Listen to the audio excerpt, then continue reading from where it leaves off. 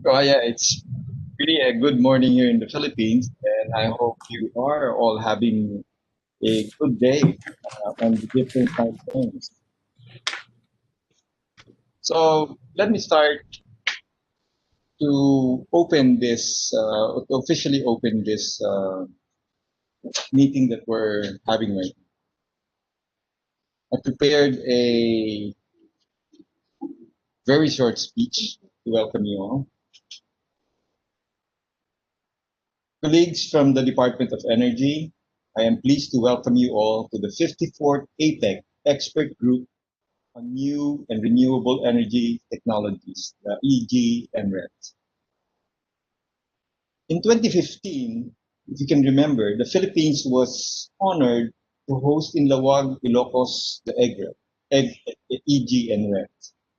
It is again our pleasure to be given the privilege of doing so, although this time in a very different scenario and under a new normal because of the COVID-19 pandemic. We will all miss the opportunity in basking in the famous white sand beaches in Boracay Island while working. We will also skip the technical site visits for renewable energy facilities located in Nabas and Katiklan, Aklan. However, I am happy that we are able to gather together and talk about the updates and challenges as well as the victories and triumphs in the renewable energy sector.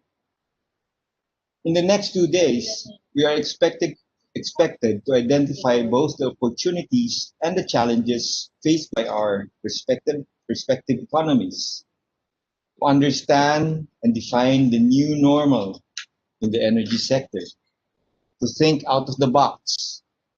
We understand that each of the member states has each its own challenges and responses on COVID-19 pandemic, particularly in ensuring sustainable energy supply and services to our electricity and users.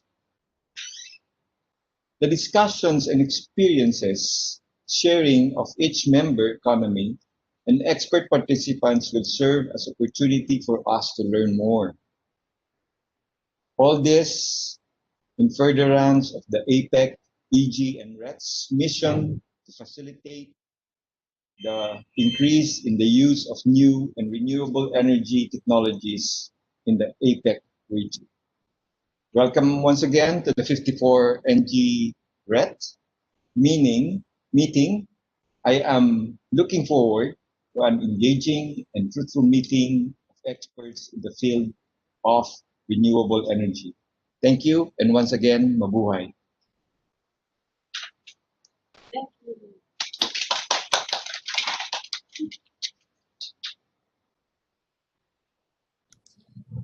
Okay. Thank you, Mr. Ruby. On behalf of our expert, sorry, Mr. Wee, because I'm sorry about that. On behalf of our expert group, I would like to express our sincere appreciation to the host economy, the Philippines. Thank you very much. Thank you. Thank you. So I also would like to welcome all the participants. Although from the screen I can see now some of the participants is not online yet, but I think it's about time we should start our meeting as we scheduled. Okay, let me share the presentation file.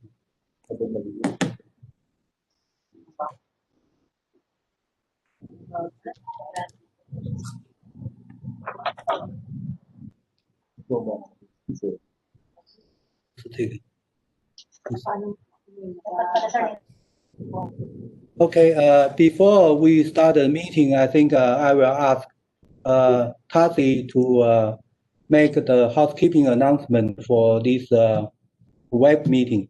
Kathy, please. Okay. So before this meeting starts, I would like to remind you, please switch off your latest speaker and mute your phone, and then to mute your microphone during the meeting.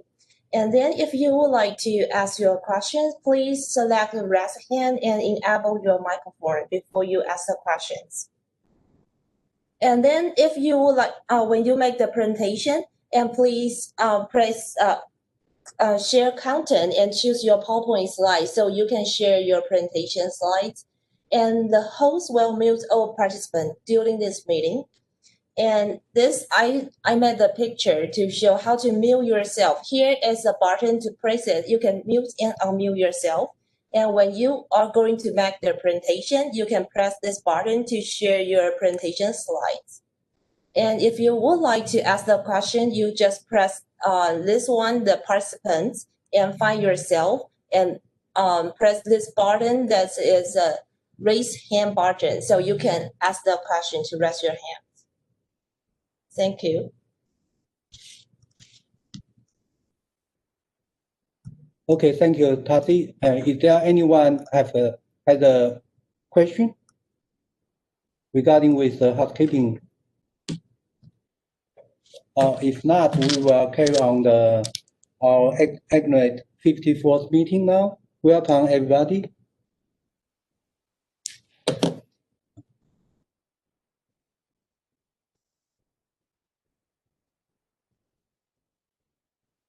So, okay, next one. And next one.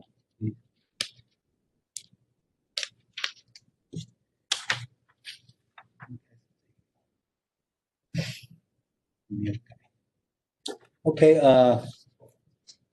based on the registration we have received, either by online registration or by email, we have 8 economists to participate in this meeting. And we also very appreciated that we have 5 APEC fora to join us, including the APEC Secretariat, APEC, APSEC, IGEDA, and the EGNRET. Thank you very much.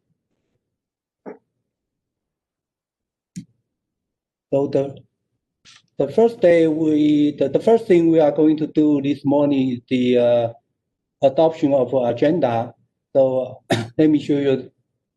You can see on the screen that after that we are going to have a group photo, and then this morning we will have IGEDA, EGNRET, APEC, and APSEC to share the update of their research organization or expert group.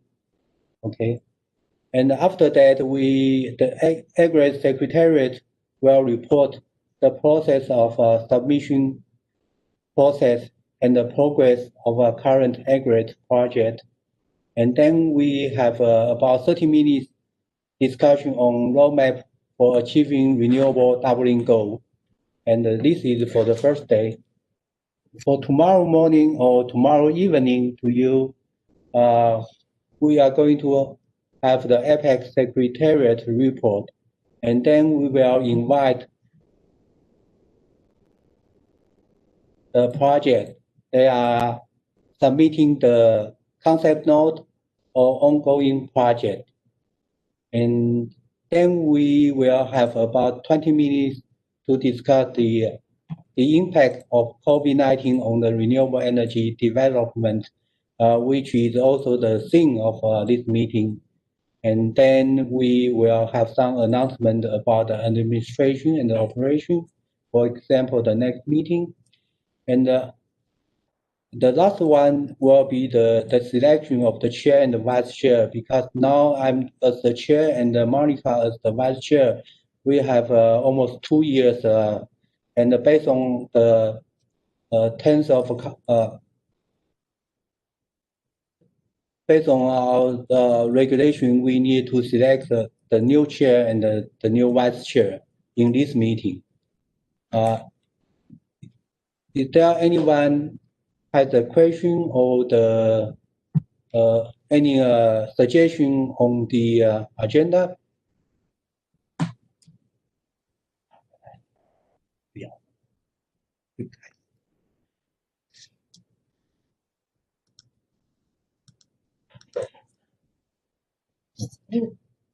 直播吗？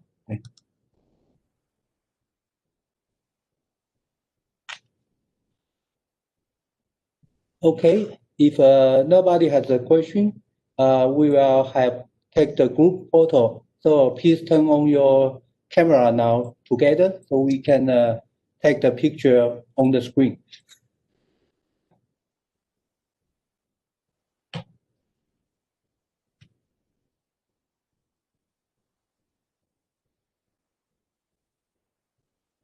看我过去跟你。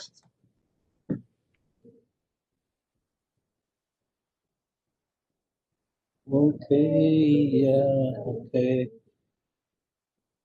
And Michael 左边。 Oh, Ruby, okay, okay, no, Marisa. Okay. And Chinese Taipei, Canada, APEC,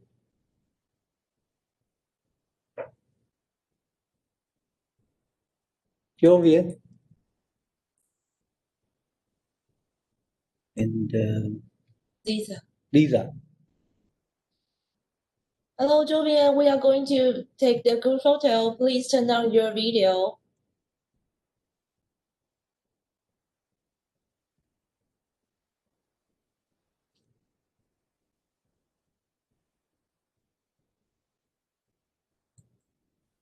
Okay, so well, anyway, we will take the group photo. Okay, so Some of them Mhm. are not shown turn on their camera yet. Okay, but anyway, we will take the group. Okay, so we already take our group photo. Thank you, everybody. You already did it? Yes. Okay, thank you. Okay. Let me see. So now we will invite the EGNRET give us the presentation.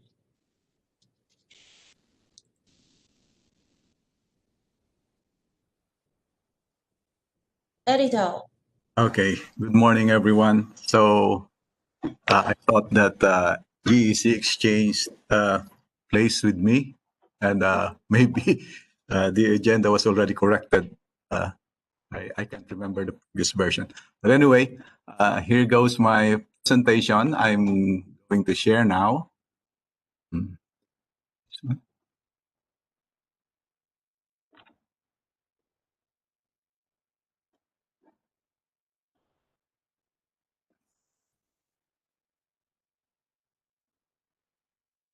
So good morning, everyone. I'm Edito Barcelona.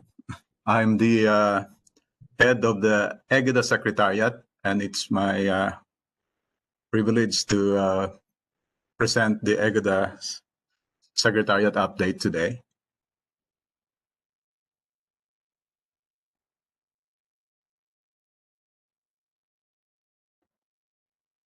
Are you able to see my presentation? I am not able to move my slides.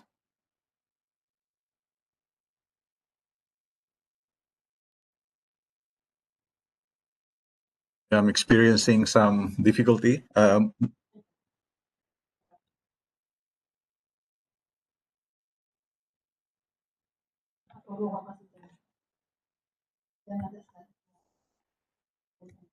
Okay, sorry about that. So this is the outline of my presentation. I'll be talking about the activities of the EGNRET Secretariat, and most of our activities are on energy data collection, and I will report on that. And lastly, tracking the APEC RE doubling goal. So how did APEC reach the doubling goal? So to the EGNRET activities, these are the things that we do. We collect monthly oil and gas supply and demand data, and this is related to the Joint Organizations Data Initiative. So we collect data from all the 21 APEC economies and submit this oil and gas demand data to the International Energy Forum for the global oil and gas monthly data. And these are 1.5 months when this is submitted to the International Energy Forum, a 1.5-month-old data since from 2002 can be accessed by anybody. The second is we collect quarterly energy supply data, and supply data means production, imports, exports, and stock changes to come up with the domestic supply. And these are for coal, oil and petroleum products, natural gas and electricity. And then we collect annual energy supply and demand data that we make into energy balances, energy prices from import prices to retail prices, CO2 emissions from energy combustion, the energy efficiency indicators template, and socioeconomic data. And aside from that, we also collect energy-related activity data like passenger kilometers, freight ton kilometers, etc. And the additional activities is we maintain the APEC energy database, and we process and upload monthly, quarterly, and annual data regularly. And we also publish the annual energy data, and we keep the EGNRET website up to date. And we also implement the EGNRET training program on energy statistics, where we hold 2 courses, the short-term course and the middle-term course. And we also hold the annual EGNRET meeting, and that will be our 31st meeting will be next week, and workshop, our 18th APEC workshop on energy statistics will be in 15 to 17 December. And we also participate in international technical working groups on energy statistics, like the Joint Organizations Data Initiative Intersecretariat Working Group meetings, or JODI ISWG, as well as JODI training workshops. And we participate in IEA's Energy Statistics Development Group meetings. We do that because IEA and APEC have 8 common members, so we need to be updated with the development of energy statistics in IEA. We also participate in International Energy Statistics Working Group, which we call Inter-Enerstat. It's headed by the UN, and for the harmonization of energy statistics, of global energy statistics. And occasionally, we also participate in IRENA and UNSD training workshops on energy statistics. Other activities, we had a research on district cooling in APEC, a research on energy efficiency decomposition analysis, and we also track the APEC energy goals to report to EWG and other APEC fora. And these goals are energy intensity reduction, which is to reduce APEC's energy intensity by 45% from 2005 levels in 2035. And the renewable energy doubling goal that you know very well, which is to double the share of renewables in the APEC energy mix, including power generation from 2010 levels by 2030. And I'll be showing our latest update using 2018 data. So to report on the energy data collection, the EGNRET Secretariat has been collecting data as follows: annual energy supply and demand data since 1991. Despite collecting data since 1991, one APEC economy is still not able to submit this data. So the EGNRET Secretariat has to estimate its energy balance. And for 2018 data, we are not yet able to receive the data from People's Republic of China. And the China conducted a survey this year, and they plan to revise data from 2016 until 2017, and together with 2018 data, they will send to us. But unfortunately, maybe due to COVID-19, I think they are not able to finish yet. As to quarterly energy supply data, we have been collecting this since 1994, and 5 economies don't submit. We also collect energy prices data, and 6 economies so far have submitted the 2018 data, and energy efficiency indicators template, and 7 economies submitted last year. Now, going to the tracking the APEC renewable energy doubling goal, you know that this was proposed by the US during EWG 47 in May 2014 and adopted by the energy ministers in September 2014. And in November 2017, during the EWG 54, it was how to measure the share of RE has been decided. And show now some updates. So for primary energy supply, the share in 2010 was 4.9%, and this increased to 6.9% in 2018. So it was a 2 percentage point increase for the last 8 years, and it is equivalent to 41.8% increase. As to final energy consumption, the modern renewable energy share in 2010 was 6%, and this increased to 8.7% in 2018 for a 44.5% increase. And where did the changes go? So this graph shows that coal, oil, other non-renewables, and traditional biomass share decreased in favor of gas, which increased significantly by more than 3%, and modern biomass, hydro, geothermal, solar, wind, and other renewables increasing their shares from 2010 to 2018. So this is this 2 percentage point increase is 42% of the way to the goal.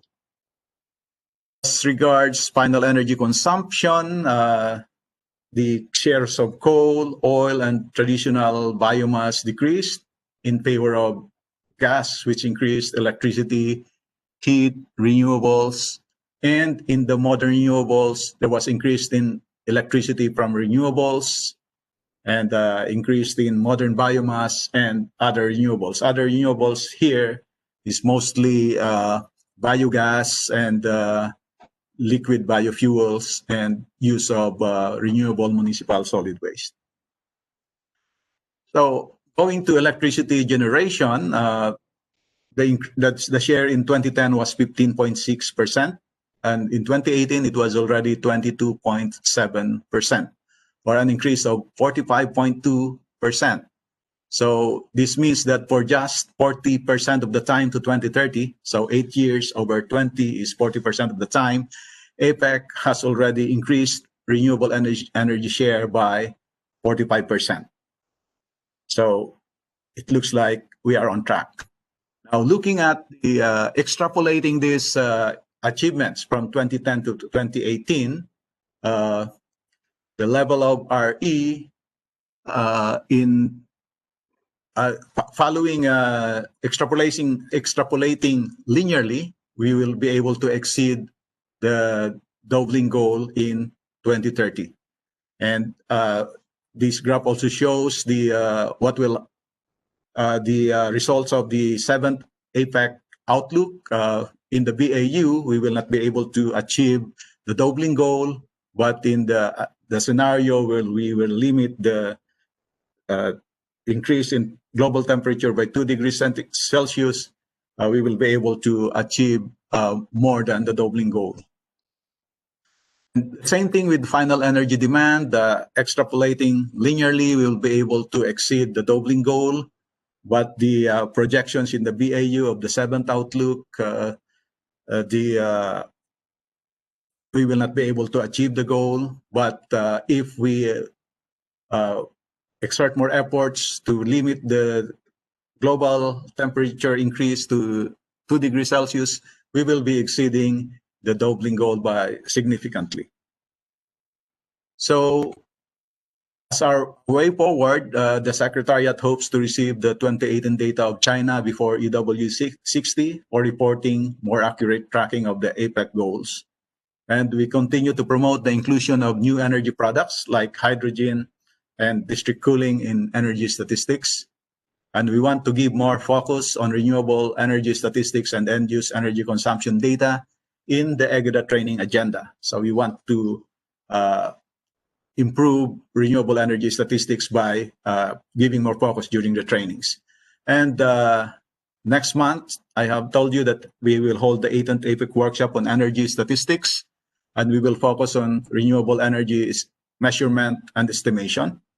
And in the second half of 2021, in the 19th APEC workshop on energy statistics, we will focus on collecting and estimating end-use energy consumption data. So that's all from EGNRET. Thank you very much for your attention. Thank you very much, editor. And is there anyone has a question want to ask? If you have the question, please turn on your microphone first. Otherwise, we cannot hear you.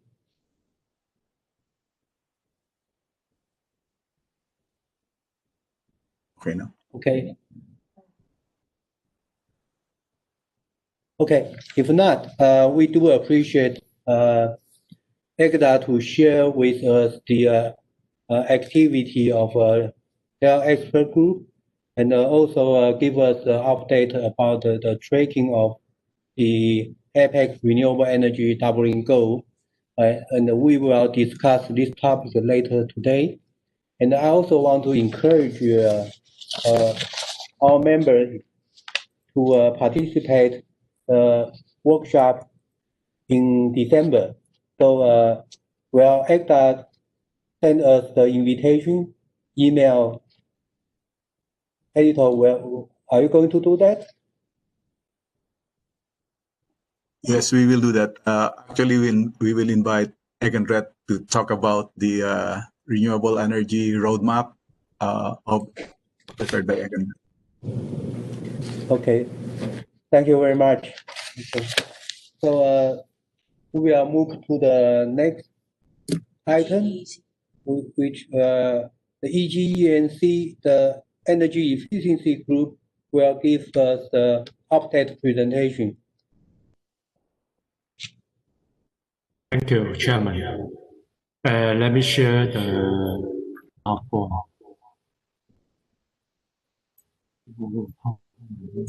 Thank you, Mr. Vivai. Yeah, sorry. Take some time. Oh, a moment, please. Sorry. Can you share the content? Yeah, I'm doing that. Yeah. Sorry.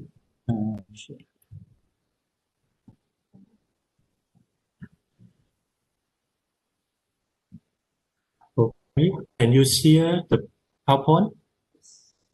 And can you hear me? You can see. Yeah. Yeah. Thank you. Thank you. I'll start now. Okay. Good morning, and Dr. Tomley and distinguished EGNRET delegates, ladies and gentlemen. My name is Wei Chin, the chair of APEC EGNC. I'm excited to meet you all today in this online meeting to share with you the update of EGNC. The last EGNC meeting was held in September last year in Cebu, the Philippines. COVID-19, the 55th EGNC meeting, originally held in the first semester this year, is deferred to November and will be held virtually, like this meeting, next week between 17th to 20th November by Hong Kong, China. This time we are going to have our first joint meeting with EGNRET, and there will be 2 workshops alongside EGNC 55.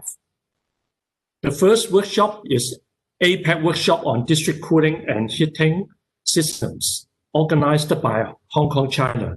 And the second one, the energy efficiency policy workshop, organized by APEC. The COVID-19 pandemic has created a global crisis to the health system, as well as economies around the world. Many economic activities and jobs have been affected due to economic slowdown, lockdown of cities, travel restrictions. The promotion and implementation of energy efficiency initiatives should not be at the expense of reduced human activities, as well as economic activities and growth.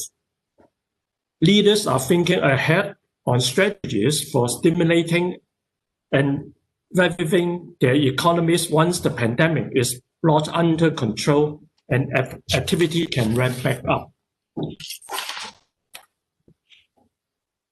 Allow the economy to get back track and maintain sustainable growth. We should make use of the chance of the post-COVID-19 to launch stimulus programs in transforming our city to be more energy efficient, and also to take this opportunity to boost the economy through clean energy transition. Therefore, a theme on green recovery through energy efficiency is proposed by Hong Kong, China, to let member economies to share the works on energy efficiencies. This could allow more focused discussion on any stimulus package and energy efficiency improvements that may benefit APEC member economies in developing their policy. In 2007, APEC leaders agreed to reduce energy intensity by at least 25% by 2030. As the energy demand in the APEC region is growing with time, the leaders agreed to bring the reduction further to 45% by 2035. The following two graphs are extracted from APEC presentation PowerPoint. In fact, this chart is presented by APEC in EWT 59 meeting, which was held in August this year. It shows us the changes over time for GDP, final energy consumption, the final energy intensity. The change in GDP is in the red, the change in final energy consumption is the blue line, and change in final energy intensity in the gray bar. The decoupling of energy consumption and economic growth continued as it has since 2012. This is the latest projection from APEC Energy Demand and Supply Outlook 7th edition, which is released in May 2019. As you can see by the line, the business as usual case and the goal could be reached in 2029, 6 years earlier than the goal and 8 years earlier than the 6th edition. In the 7th BAU forecast, by 2050, APEC is projected to decrease its overall energy intensity by almost 65%.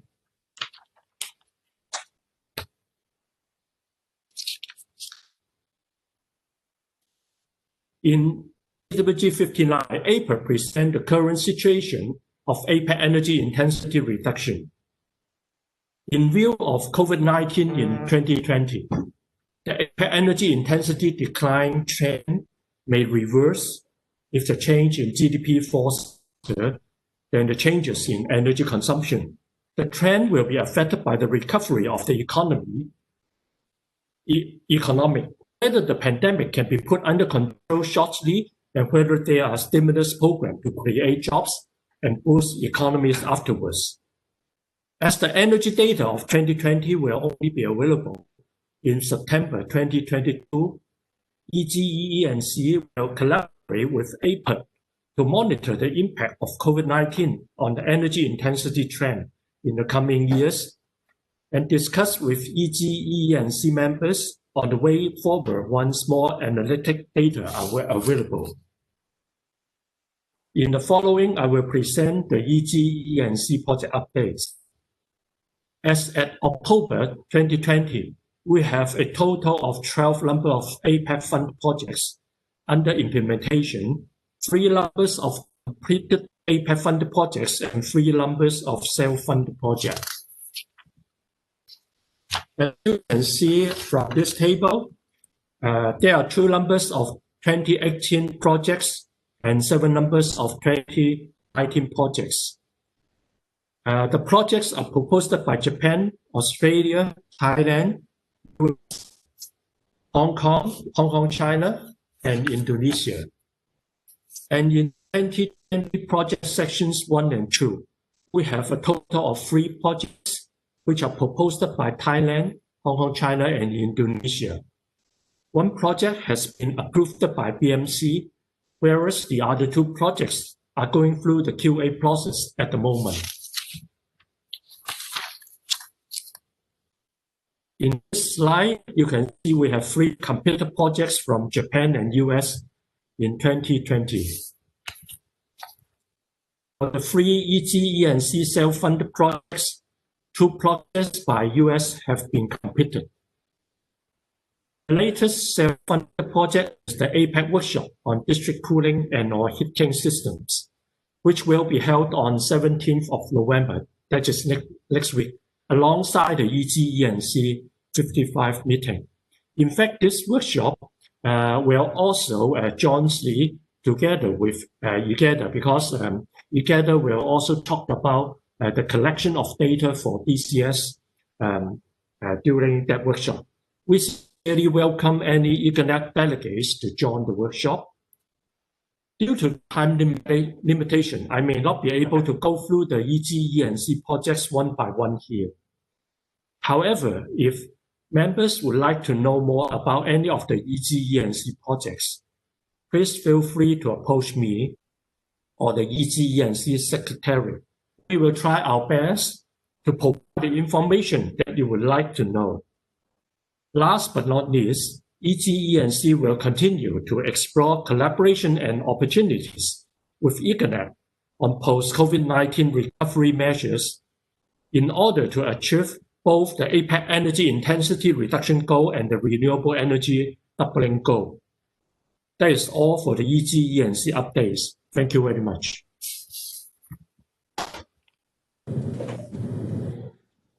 Okay, thank you, Mr. Wee. Yeah. Thank you. Do we have any question? Yeah. Did anyone have the question?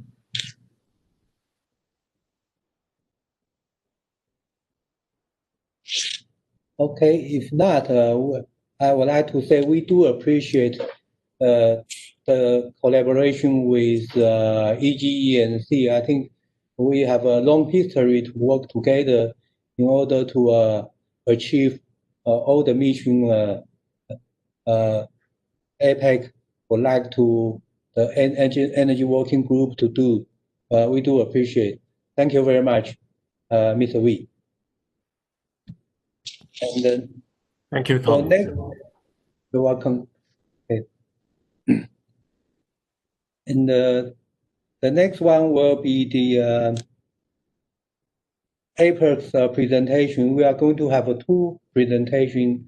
The first one is the I think the introduction about the Outlook 8th edition, and the second one is regarding with the potential of hydrogen to reduce carbon emission in APEC. I think both topics are very important to us. Please, APEC. Thank you.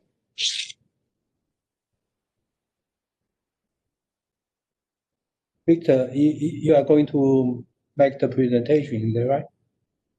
Okay, thank you.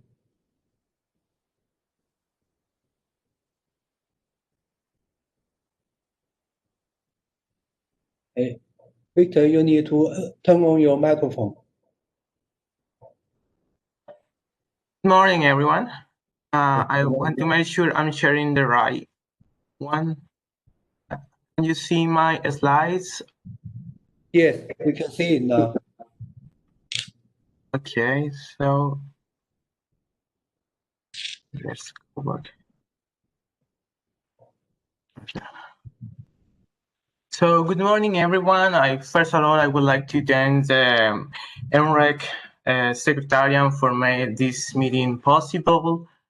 I would like to thank also to the Philippine officials to make all these efforts in this really complex moment. Despite of the complexities, we are meeting today to try to figure out how to improve the renewable energy development in our energy model. I will share some of our experience on that process. My name is Victor Martinez, and I'm part of the researcher team. And I would like to take a moment to share some of the elements from the electricity sector's perspective, but I will start to saying that this year, 2020, has been a quite interesting year, a year when the biggest players on the energy sector has made tremendous advance. This year was meant to be the moment when the economies take real actions to fight the climate change and achieve the different policies that are encouraged to do to reach carbon neutrality to 2050. Those goals are very ambitious and are beyond of the APEC goals. And that required a radical transformation in the way we supply, transport, and use the energy. Just 2 days ago, we know there was a big change in the US. The elected President Joe Biden confirmed the plan to adopt a new climate change strategy in the US, reverse the current environmental policies.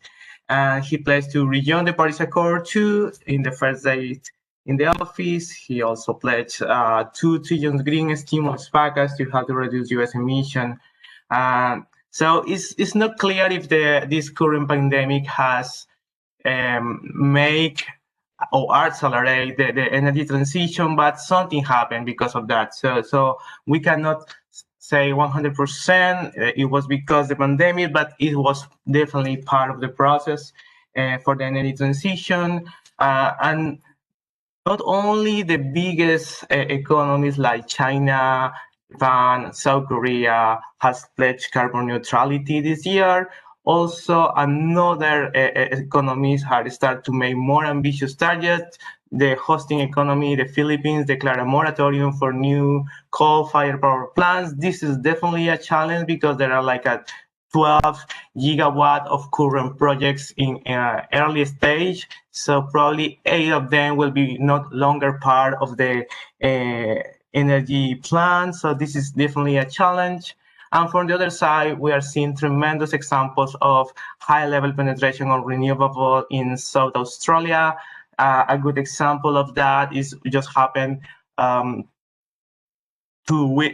weeks ago when South Australia was 100% solar power, and just 2 days later, 100% wind power. So it's a biggest change.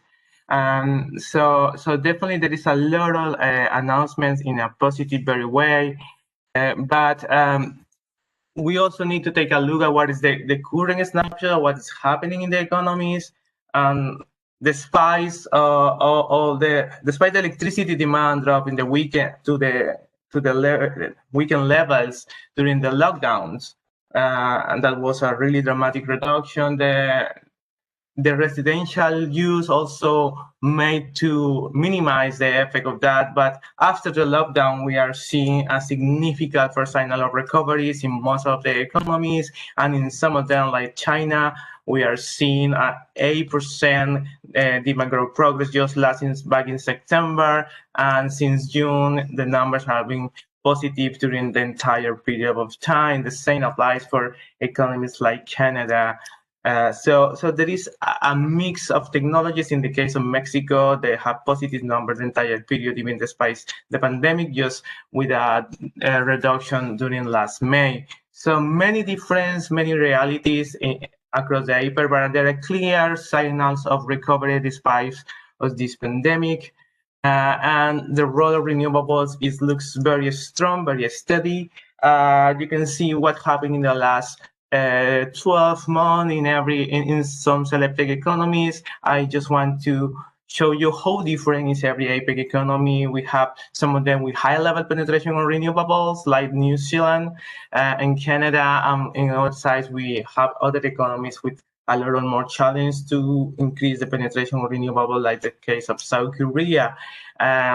So the reality is very steady, and there is clear signals of innovation, and all the incremental demand has been provided by renewables.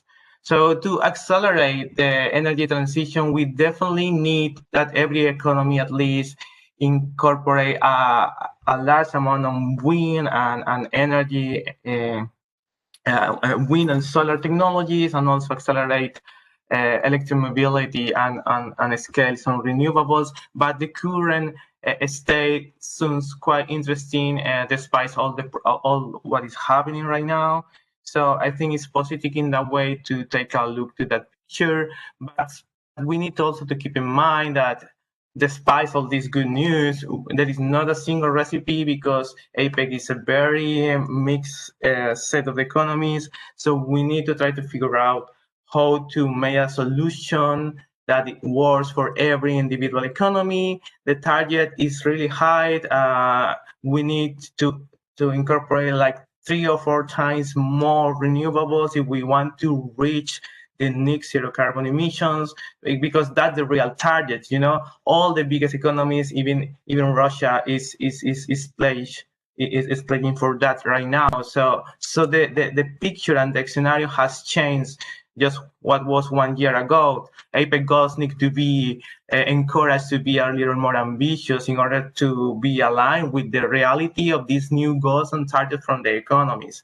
And some of the elements that we need to face in here in APEC as a research team is try to improve our technical and economics modeling of the energy system, incorporating this new reality in our models. Another element that is really important, this transition requires graduality, but at the same time, renewable technologies are fully competitive with conventional regeneration right now, even in a scenario with unsubsidized analysis or price adjustments, or even using cross subsidies. The reality is very clear. Renewables are competitive, and there is different solutions and different scales that it can be used for every economy. So every economy needs to figure out what is the proper combination of that, and at the same time be careful with what is the real role when they want to start. Maybe they want to start with the baseload technologies, and at the same time be careful with all the operational targets. At the same time, this is not the only operational issue. We need to think about also about the corporate design of the PPAs, and there is many innovate in that part in that way. This is an example from Google when they designed this 24/7 carbon-free guarantee corporate PPAs. So this is an example from Chile. If they only take the economic the energy from the export market, the real carbon-free is only 42. But if they add a PPA with solar, that increased to 63%, and they added 2 new projects combining solar and renewable, solar and wind, and that was increased to 96%. If you add to that some technology, carbon intelligent load shifting, that optimize the amount of energy is used every time, you can get the 100%. So it's time to use technology on this algorithm that we have right now to accelerate that process. And corporate PPAs is one of the solutions. And there are few APEC economies that they can buy on that. There is a few examples with Apple too in some Asian economies, and these milestones that increase the role, especially of wind offshore. Nevertheless, we not to forget about operational challenges, especially in transmission system. And climate is changing, and it's really more harder to predict some weather conditions, which increase the complexity and the design of the process and the design of our forecast for a day-ahead market. This is just an example of 2 weeks ago in ERCOT, when it was expected almost 25 gigawatt of wind power, and the reality was less than 10. So these kind of issues are part of the daily basis from the ISOs and TSO. So we need to try to assess the ability to get resource all the time to meet the demand. That means graduality. That means you need enough energy to pick the demand, and you can do it with low carbon technologies, but at the same time, you can do it with a large amount of renewable. The trade-off is the cost efficiency. But and this is one of the key that every economy needs to start to think, and it's also part of the analysis we are trying to do in our model. And guarantee not only have this amount of energy, but also satisfy the peak demand conditions. And also it's an invitation to incorporate new technologies to satisfy ancillary service. A lot of power electronics makes possible provide ancillary service by renewables. There is a lot of experience right now that you can take a look in order to understand how that works for real, but it's a new solution that is available on the market right now. And in spite of that, we need to also recognize that electricity cannot decarbonize the entire economies alone. It's just part of the solution. We need to, in order to secure a sustainable energy system with net zero emissions, we need to consider not only electrification, we need to consider new fuels, synthetic fuels, the role of hydrogen, and modern bioenergy with all the complexities that bioenergy has right now, with a proper life cycle assessment and guarantee that there is real and net zero technology. And hydrogen is a bridge, is a solution for other sectors that cannot be reached in direct way from electricity, like heating and cooling solutions, and also for transportation. It has been a big role. Manuel will talk a little bit more after I finish this presentation.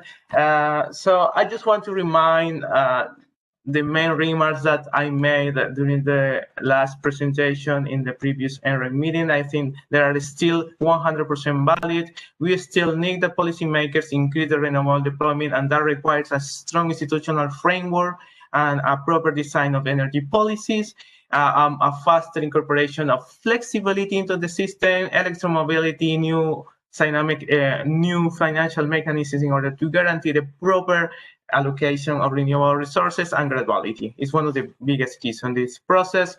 So what we are trying to do in our model is try to incorporate these and create some solutions for every economy. And I think the APEC Energy Outlook is envisioned that in the way to create a new tool that you can use to create different scenarios and different possibilities, and instead to just have a document, but now we are creating a model, a tool that you can use, and you can consider that the methodology is consistent, is very focused on economics, is usable all the times, is an open source technology, and is fully transparent. You can see the entire system and the possibilities. We are using data science tools to provide that solutions. So it's just right, and it is update with what is happening right now in the academia and also in the consultant companies, and we can get the same results. We are still having the same approach that cost minimize the capacity expansion for the case of power sector. We are trying to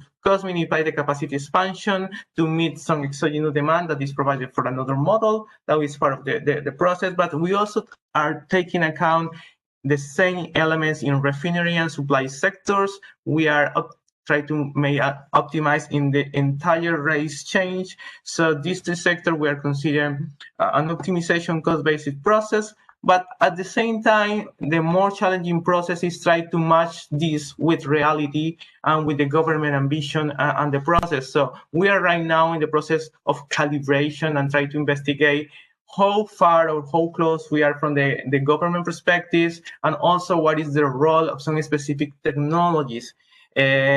So there is no results right now. We expected to have a general review for the next AWG, but we are discussing right now specific issues for every economy, try to reach what are the issues between the current government statements, the other reports, statements, and our own energy assumptions in order to create a real and more transparent, more realistic scenario. So the current activities are really focused on incorporate short and long-term COVID assumptions. There is open questions to that way. The climate change scenario is something that we designed early next year, and we are seeking for reviewers for these results. So thank you for your attention. I would like to give the floor to Manuel to talk a little bit more about how we are planning to incorporate hydrogen into the equation, and that's all from my side. I'll leave the room to Manuel. Okay, thank you very much. I will suggest let's continue to do the next presentation from April, and then we have the discussion. Is it okay? It's okay.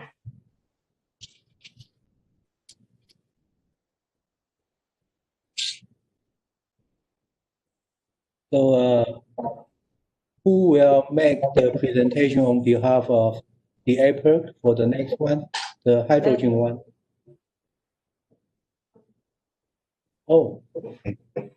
Great.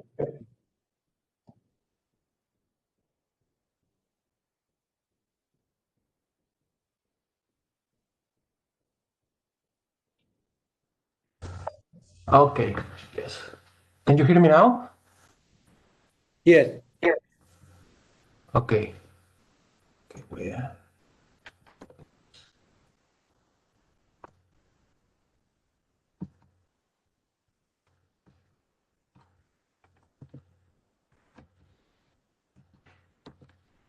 Okay, first of all, I would like to thank for this invitation. It's an honor. Good morning, everyone. My name is Manuel Heredia. I have recently joined APEC as a visiting researcher, and I'm very honored to be here to participate of this meeting and to address to you. I will talk very briefly about hydrogen and its potential to reduce carbon emissions in the APEC economies. We are currently facing a worldwide crisis, the COVID-19, and however, there is a threat whose effects will be suffer for humanity for longer time: climate change. Several APEC economies aim to be net zero carbon by 2050. And in the strategies that are being developed to achieve that vision, hydrogen plays an increasingly important role. And that's why we decided to talk a little bit about hydrogen in this presentation. Why hydrogen? First, hydrogen does not produce emissions at the point of consumption. So when hydrogen reacts with oxygen, it releases the energy and water. So that's good. There is no emissions. Second, hydrogen has been widely used in the industry for so many years. So we have experience dealing, using, and producing hydrogen. And the next, I think, good reason why hydrogen is so important is because the advances in energy generation, especially the ones related to renewable energy technologies, can make the production of hydrogen greener and cheaper. To analyze the potential of hydrogen as an effective way to reduce carbon emissions, I think it is necessary to keep the whole hydrogen supply chain in mind, and that's the goal of this graphic that I'm sharing. Hydrogen is not an energy source, and it's important to remind that. It is an energy carrier. What it means, we need to provide energy in order to obtain hydrogen. And then the hydrogen can be transported to the point of consumption where, after a reaction, it releases its energy. Hydrogen can be produced from fossil fuels, such as natural gas and coal, through several processes such as the natural gas steam reforming, which is what we call gray hydrogen. Or using coal, we use a process called coal gasification. This process, the natural gas or the methane steam reforming is the most is the most popular way of producing hydrogen. The way that we use this hydrogen that is used in the industry, 95% of the hydrogen in the world is produced in that way. But of course, we are using fossil fuels, and this process has emissions. But if we can capture the emissions or part of the emissions, and we reduce the carbon emissions through carbon capture technologies, we have what we call blue hydrogen. Blue is considered a low carbon hydrogen technology. On the other hand, there is another way of producing hydrogen, which is through a process called electrolysis, where we produce, we provide electricity, and we to a mix to water, and we split the molecule of water into hydrogen and oxygen. When the electricity comes from renewable energies, then we have what we call green hydrogen. This one, the process itself the process of producing this hydrogen does not produce emissions, and that's a very a technology that everybody is looking for. Hydrogen can be used in different things. It can be added to natural gas and burned for thermal power and heating. It can be used directly in fuel cell vehicles, which is one of the usages that most people are very interested in for transportation. It can be used to produce ammonia and synthetic fuels, as Victor mentioned. That's part of actually the strategy that some the economies are developing in order to fight climate change. But also, if you remember, producing that synthetic fuels is another way to transport energy from one place to another.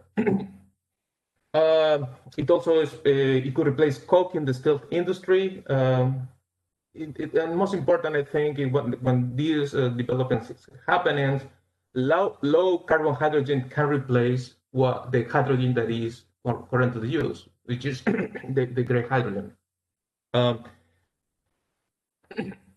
Hydrogen, the cost of hydrogen varies widely depending on the region, depending on their access to low-cost natural gas, to reservoirs for carbon storage. Once you capture the carbon, in the case of you want to produce blue hydrogen, well, you need to store it somewhere. So if you have access to the reservoirs, that will be good. Also, depending on the potential of renewable energies, the better resources, the more possibility that you're going to have good, competitive green energy. The cost, to have an idea, a reference, the cost of green hydrogen ranges between 2.5 to 6.8 dollars per kilogram of hydrogen. Blue hydrogen, on the other hand, can reach between 1.4 to 2.4 dollars per kilogram of hydrogen, and gray hydrogen between 1 to 1.8 dollars per kilogram of hydrogen. It is expected that in regions that has the most optimal renewable resources, the green hydrogen could be competitive in the near future. We're saying a quote from a report that was published by the Hydrogen Council, stating that between 5 to 10 years, hydrogen could drop up to 1 to 1.5 dollars per kilogram, which would make it very, very competitive. There are three main drivers that could make this tendency, the falling cost tendency to happen. So it's mainly the strong fall in the cost of producing low carbon and renewable hydrogen.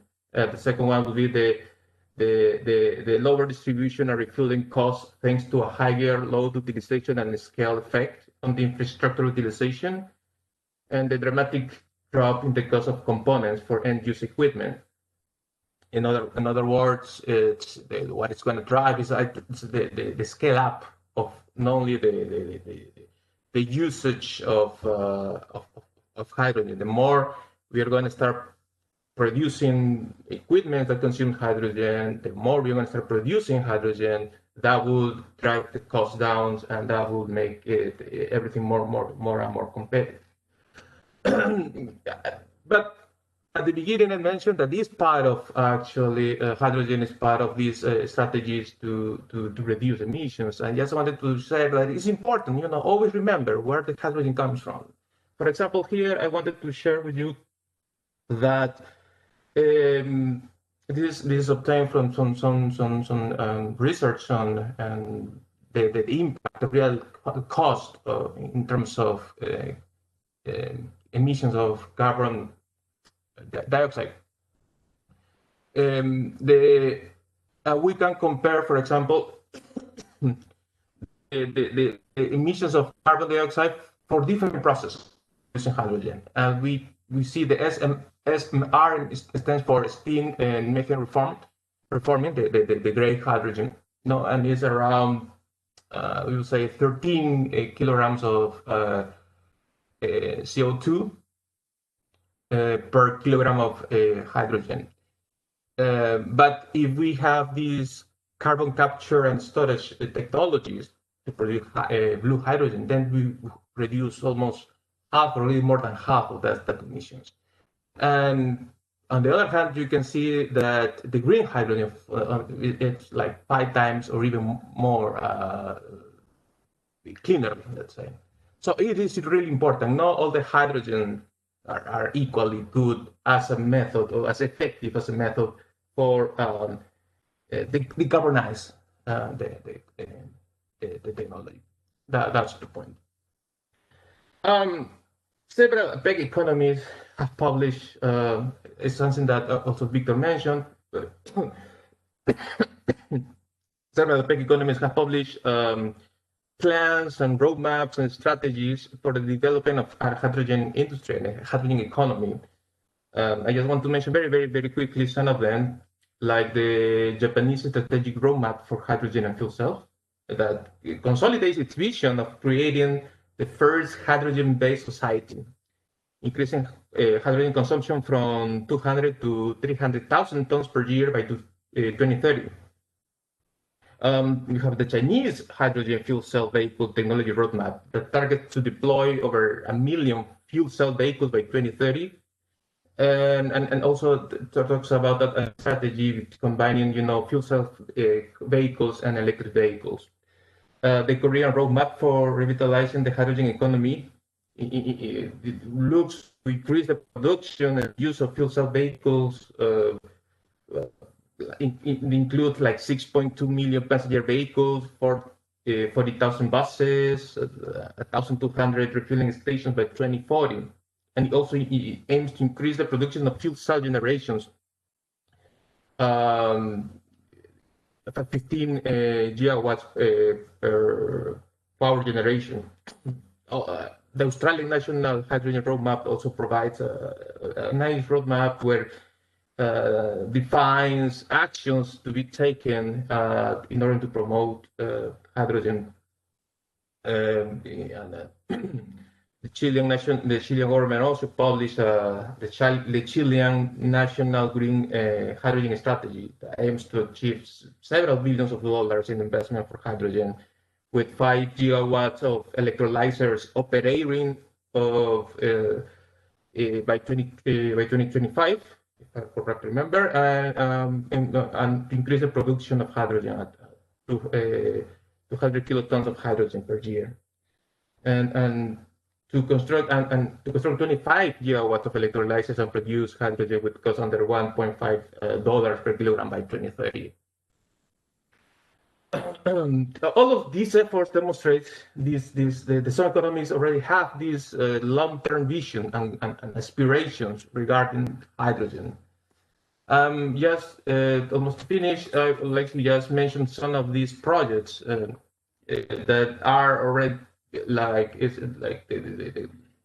has been announced recently. For example, the Asian Renewable Energy Hub project, located in Western Australia, with a capacity of 26,000 megawatts, 26 gigawatts of renewable energy, wind and solar, to produce green hydrogen this green hydrogen will be produced with the intention of not only domestic usage but to export.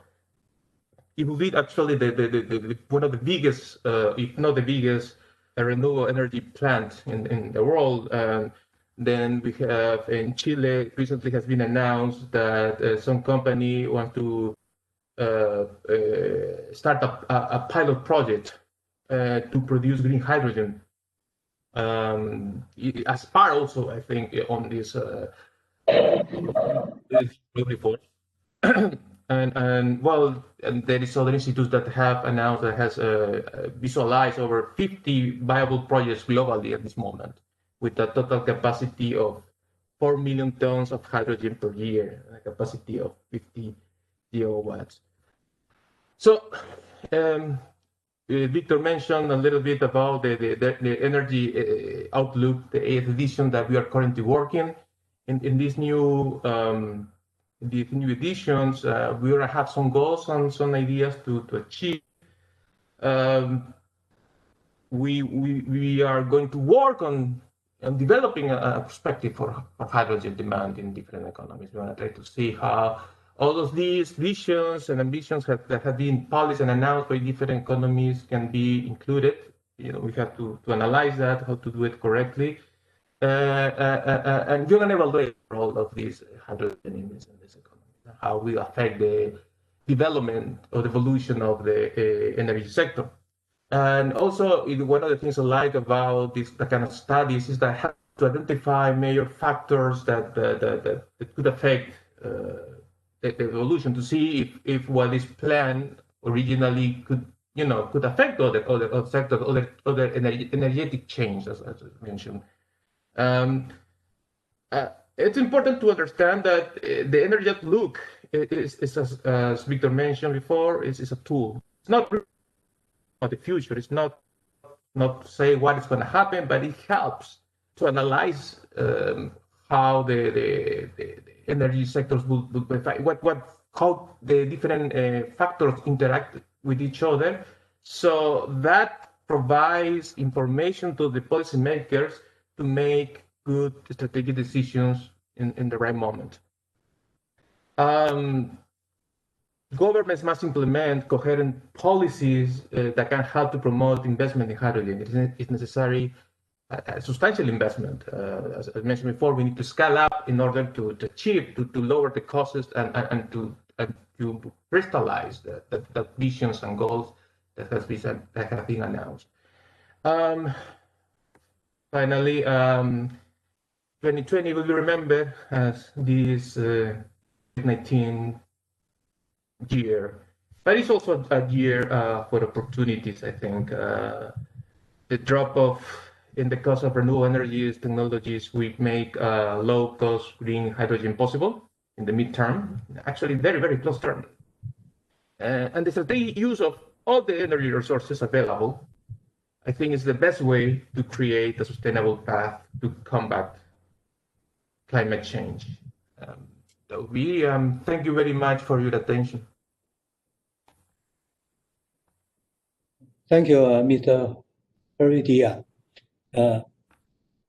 We just had two presentations from APEC. Do we have any question?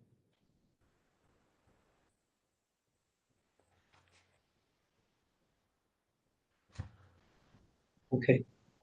If not, I have one question to Victor. That in APEC's model, would you consider the carbon price as a parameter for the future forecasting? Oh, this is a very good question. We are not decided yet that, at least we are not considering that for the current policy scenario, unless that economy already has implemented that policy directly. So we added that carbon price to the power sector in order to have the proper variable cost and the proper capital cost in our system. So we are considering only the current policies that are being enforcement in the in the current policy scenario. But for the climate check scenario, it's something is under discussion right now. I cannot say that we are going to fully implement a policy like this, because every economy is quite different and there is not an only solution for each one of them.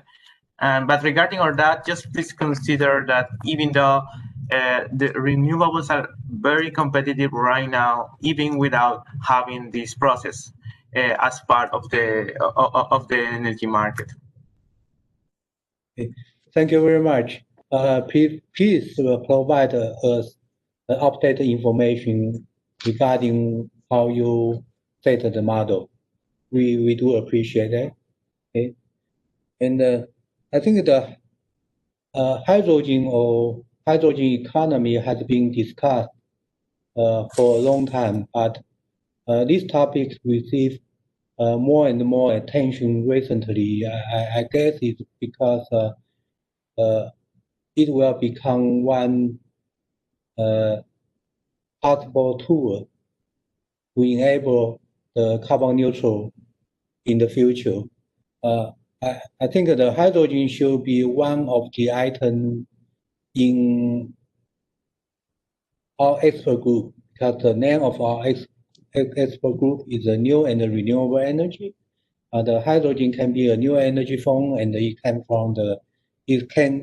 come from the renewable energy. So if any member economy has interest in discussing the hydrogen topic, it is very welcome for this meeting or for the next meeting.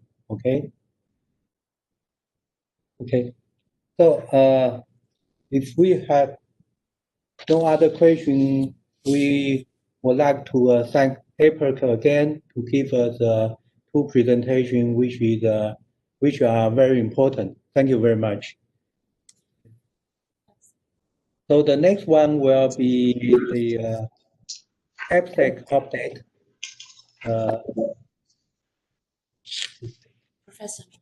Professor Ma?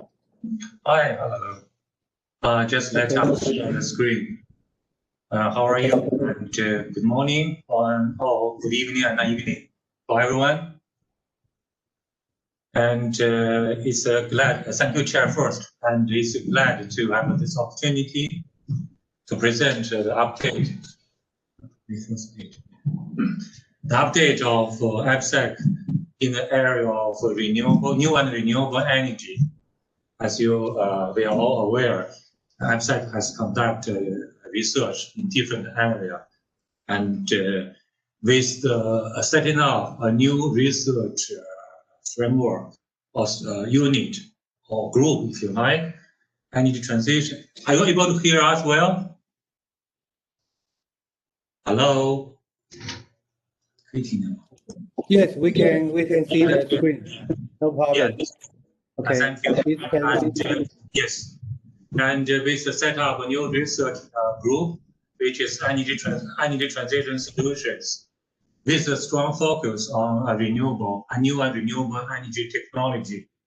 The research program and plan has been approved by the EWG before the last EWG meeting.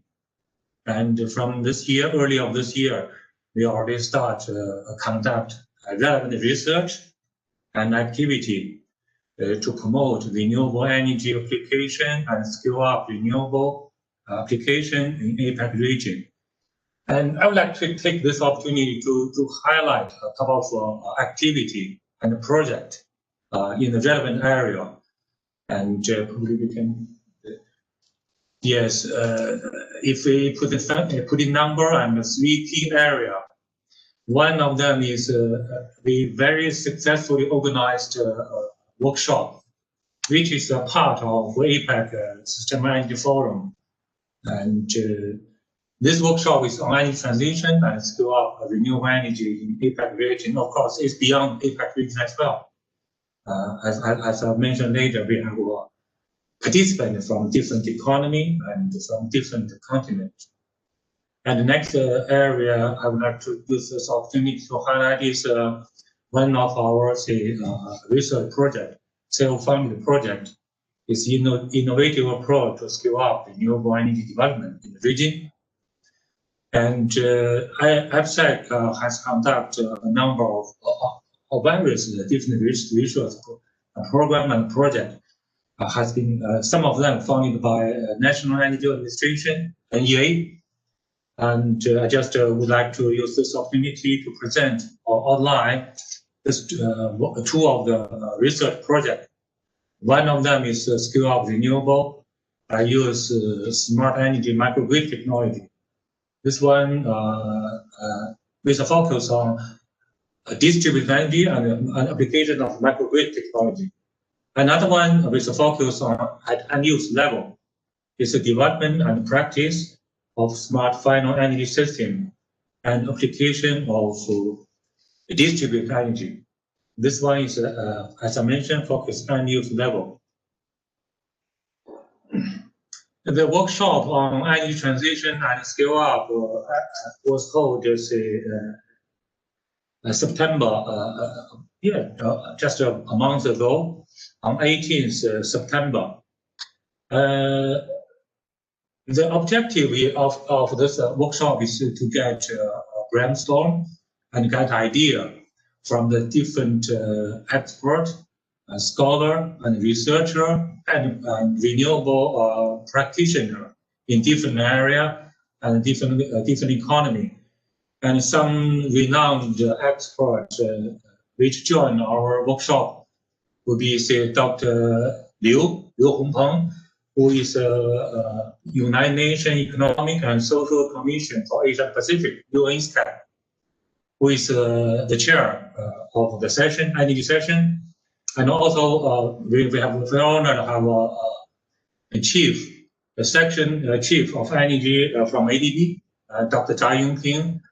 And this two international aside these two international organizations, we also have as I mentioned later, we have a speaker from ARENA, International Renewable Energy Agency, and also from a number of industry sector. And another very renowned professor in the area is from the University of Victoria of Canada. Is Professor Najib Tijela, who is a fellow of the Canadian Academy of Engineering. And altogether, of course, we have EGNRET representative that give us opening speech. Altogether, we have about 60 experts, scholar, and researcher from 10 APEC economy and 2 European economy. Be part of our program. And this next slide, next page will show the program of the workshop. And we have we have 2 sessions, 2 parts of the program. And the morning part and the afternoon part consider our workshop, the participants of workshop from different continents. In the morning part, Dr. Liu actually gave us an online was a background of SDG program proposed by UN, and also particularly with a focus on energy, such as renewable energy application and energy access, and both renewable power generation and other kind of renewable energy application, such as cooking in rural area. And because yes, in APEC region, most of the country has already solved the problem of energy access, but still a number of countries, a number of economy, I would like to say, still face some challenge to provide energy to the remote population, and which is one of the focus. The UN has been focused on both, provide energy with large scale renewable, and also provide different other kind of renewable supply, such as cooking, which is particularly for some economy like PNG and some part of region like Indonesia. And we do mention the previous speaker talking about hydrogen application. And in one of our discussion is Professor Najib, Professor Nab, and from Canada, who has a very gave us a very good outline what's the background of electric vehicle and also the technical background, development, pro and con, and different financial and technical feasibility in comparison with fossil fuel, hydrogen-based fuel cell technology. And what's the pro and con of these two different new transportation technology with application of renewable, and give us a good criteria how to select and what's the best approach to decide in the decision-making process to select different kind of technology. And one of the interesting topic is from the ADB perspective is the outline has been given by Dr. Zhang. ADB has decided more or less stop or to provide financing for core technology, and also to develop a very specific framework to support renewable development in the region. He gave us some case study and also how ADB practice to select technology and to provide technical assistance to support renewable technology development. And also they have a very similar with the previous speaker mentioned renewable energy technology hub, and provide know-how and technology in the APEC in Asia region or ADB member economies background to provide support on renewable energy development. Interesting enough, ADB is in the process to finalize their core strategy, which will come very recently as far as Dr. Jai is concerned. And we do mention a roadmap of renewable energy development and how to achieve renewable doubling goal. One of the reasons over the discussion is we need.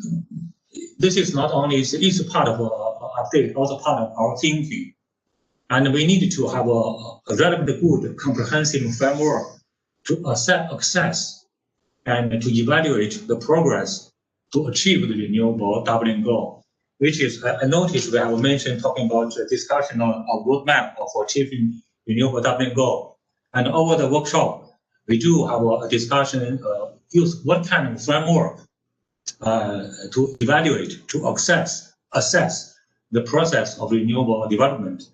And the topic has been discussed by a professor from University of San Francisco. The framework has been based on the World Economic Forum, the framework, and I might have some thought over the next discussion on how to decide a right roadmap.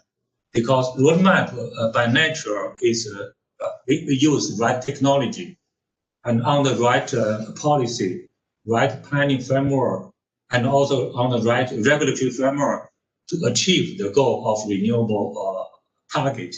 But how to achieve, which is very economic specific. We do not have uniform framework, so we need to do something in this area to achieve the renewable doubling goal. These are the things we discussed over the workshop.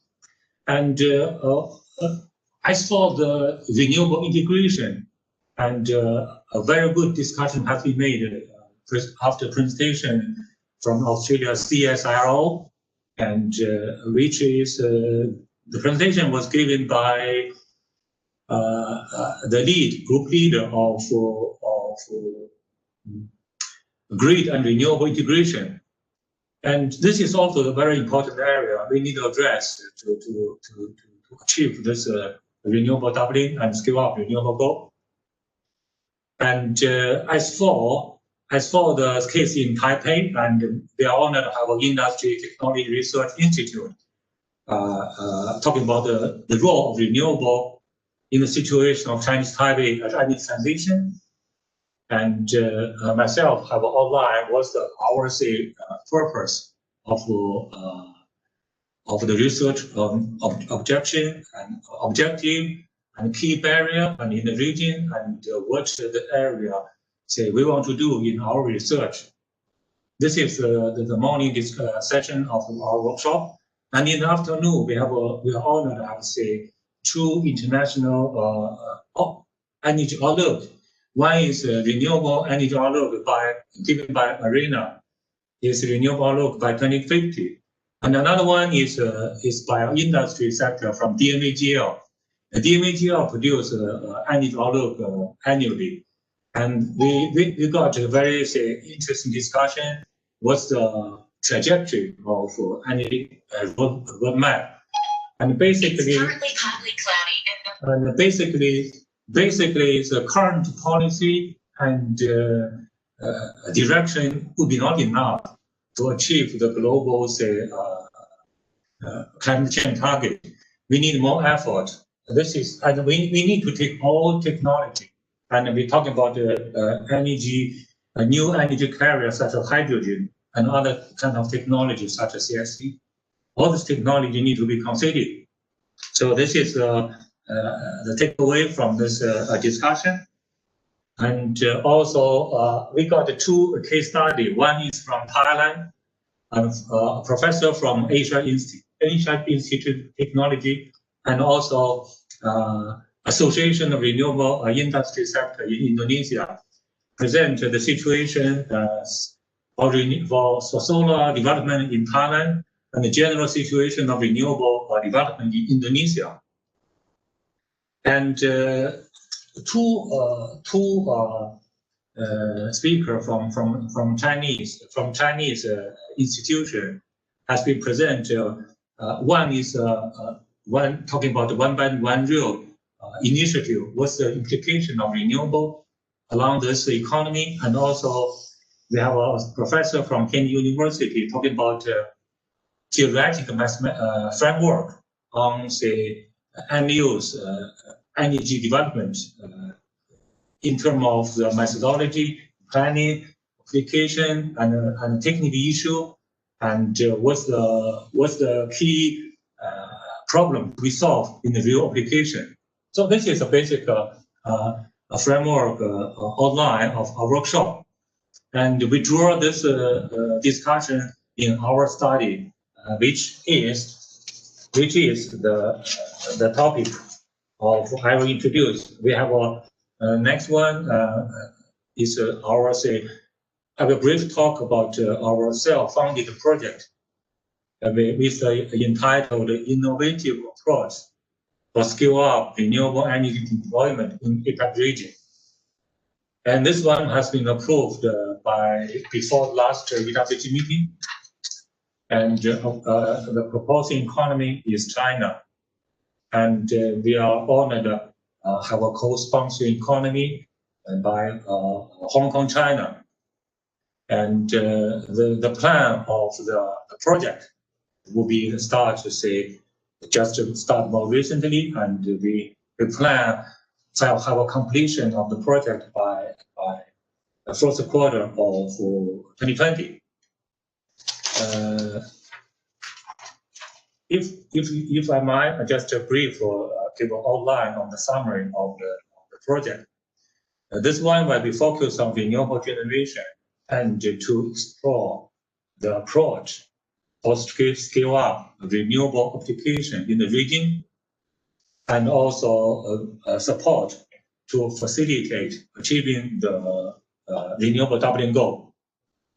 The approach we are taking is review and investigation, conduct a stakeholder consultation, and will assess the RE development from the energy systems performance and energy renewables project sustainability, and also energy access perspective.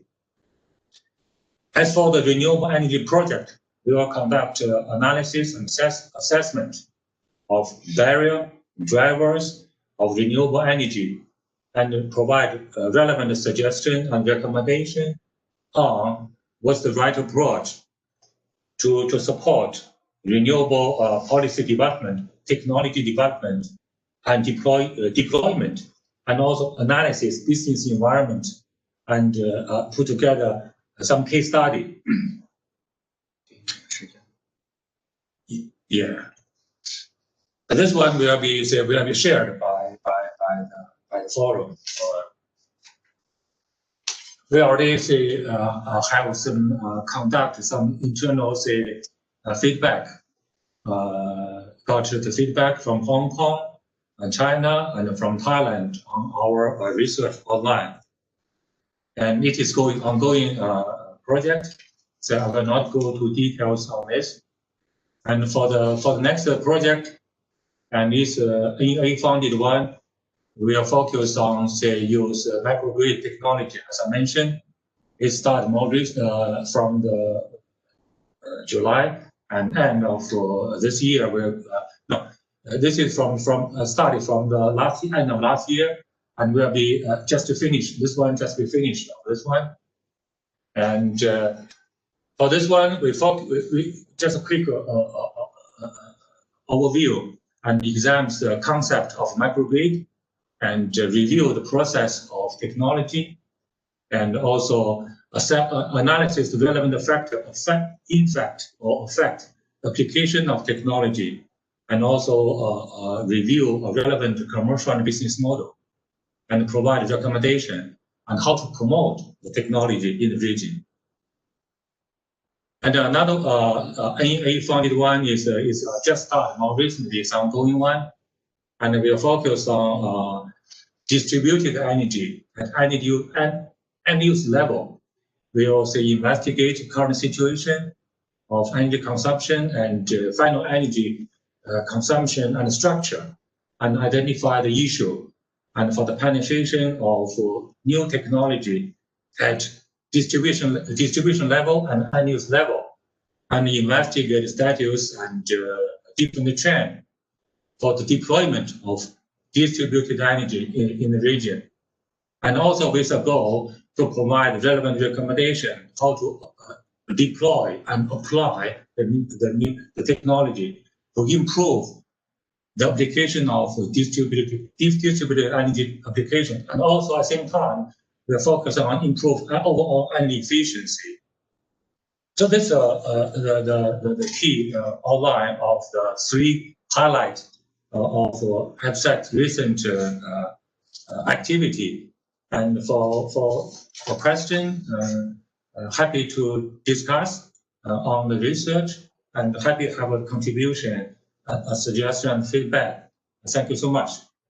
The floor to you, Mr. Chair.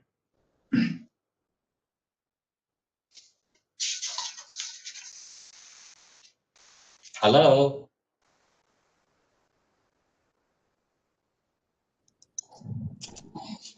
Thank you, Professor Ma, for your kind introduction of recent APEC activities.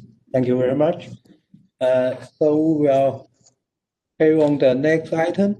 The EGNRET Secretariat will report to you the process of project submission and the progress of our current project. Please.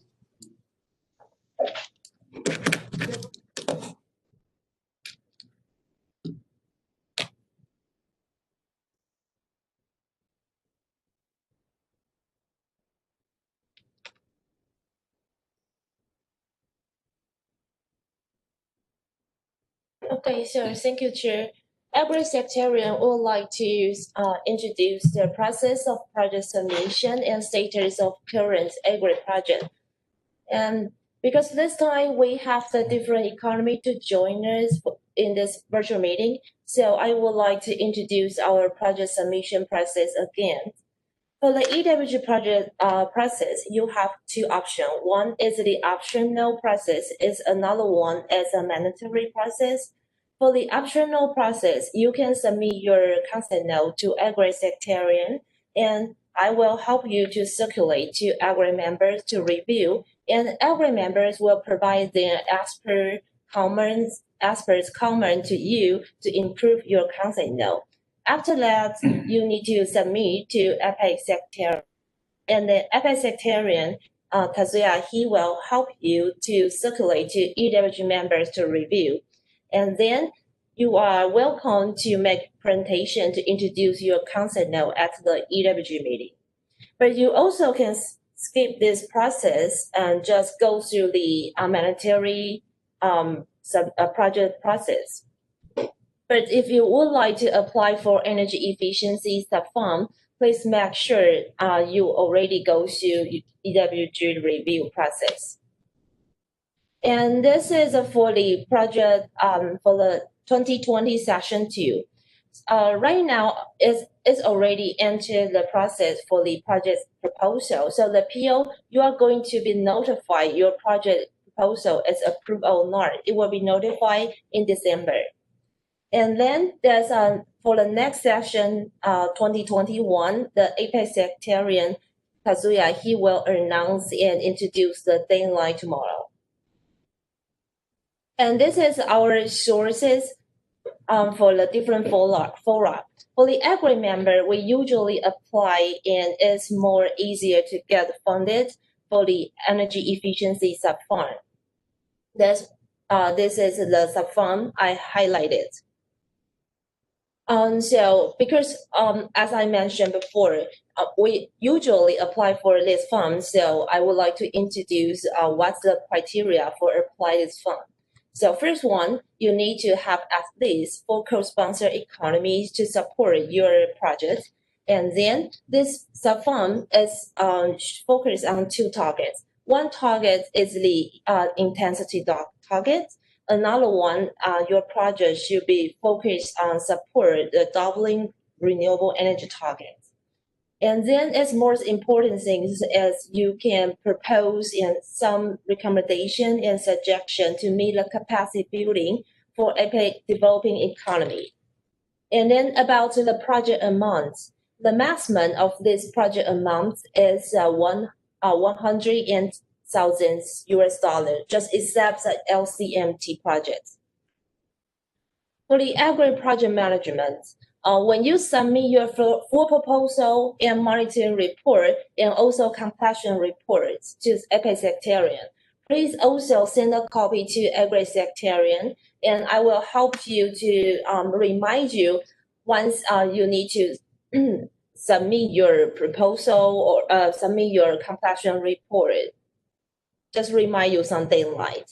And then after you complete your project, please send your project summary to AGRI Secretarian because we need to submit it to EWG Secretarian. And then after you complete your project, you are welcome to present your project results shared with AGRI member at the AGRI meeting. So here is our AGRI project update. We have 1 self-fund project and 5 proposing projects and 10 project in ongoing project. But we don't have the complete project since the last EWG meeting because due to the COVID-19, many APEC projects are postponed because it will be right now it's very difficult to host the physical workshop. So more project postponed and or they already decided to host the virtual workshop. Okay, so first one is we have the 1 self-funded project from China, and as Professor Ma introduced in the last session. And this our proposing project. I highlighted the Chinese Taipei's project is in the different color, the number 2, that because they are going to introduce their project tomorrow in the AGRI project progress. And if you also would like to introduce your project tomorrow, please just send me the email. I will make a list for the tomorrow's presentation. And there's another ongoing project for the 2020, and Thailand will also introduce their ongoing project tomorrow. And here is the list. And so tomorrow, United States, Chinese Taipei, and Thailand will introduce those ongoing projects. And so this is my presentation. Thank you.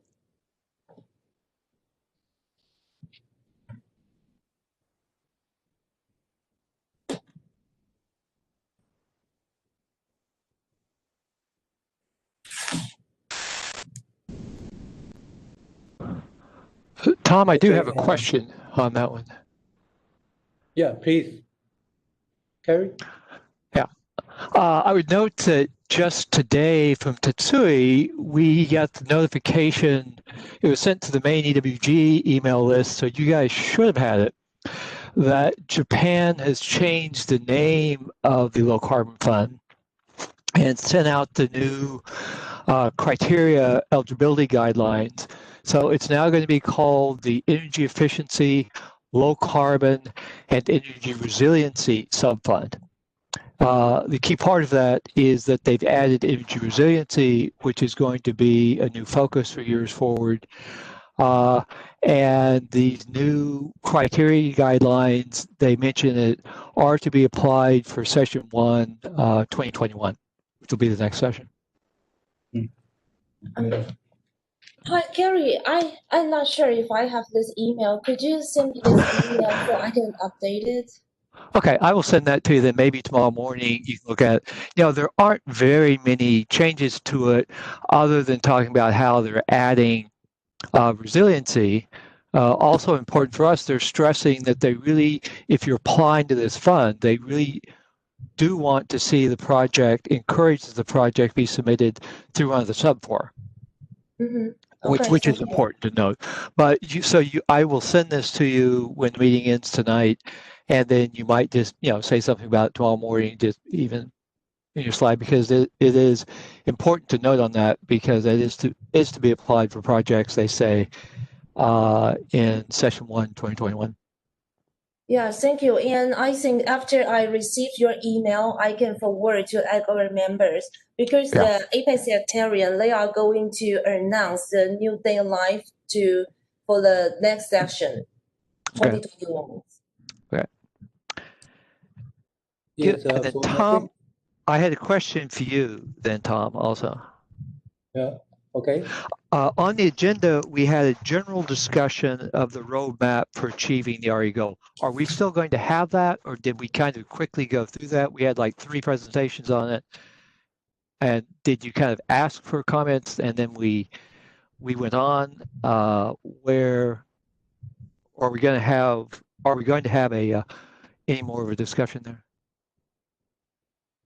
Oh, for this topic, I think Tati will make a very brief presentation on the doubling goal project, and we want to see if any member economy has any suggestion or question regarding with this topic. I don't think it will last very long. Okay. Okay, so that's the next item. Okay. Yeah, that's right. Okay, I just wanted to make sure I didn't miss that because we gone on to the project thing. Oh no. Okay, I'll wait. Okay. Anyway, tomorrow, I think the first presentation will be from APEC Secretariat in Singapore. If we have any question regarding with the project proposing and other questions, we can ask APEC Secretariat tomorrow. Okay. Okay. So we will move to the next one is a discussion on roadmap, and Tati will give us a brief presentation first, and then we will start the discussion. Okay, thank you, Chair. For the discussion of the renewable doubling goal, I would like to make some introduction. First of all, I would like to introduce what's our targets. Even there's editor in his presentation, he already mentioned it, so I will go through it quickly. In the 2014, that we endorsed the energy minister, they announced their targets to double the share of renewable energy by 2030 in APEC energy mix.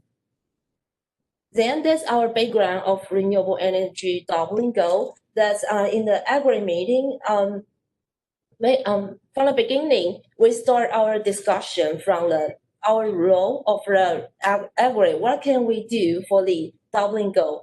Then we start to discuss what's the definition of renewable energy. Then after that, we have the project to provide the development of the roadmap. After that, we discuss this roadmap, and then right now we are discussing our roadmap and our cooperation with different sub-forums. And about the definition of roadmap of renewable energy, we discussed before. from the key conclusion of EWG 54, the traditional biomass will not be counted in the renewable energy. And this is, I cited from the APEC and the EGNRET presentation slides. And so this, we still need to increase renewable energy install capacity to reach this doubling goal. And the green part is our gap.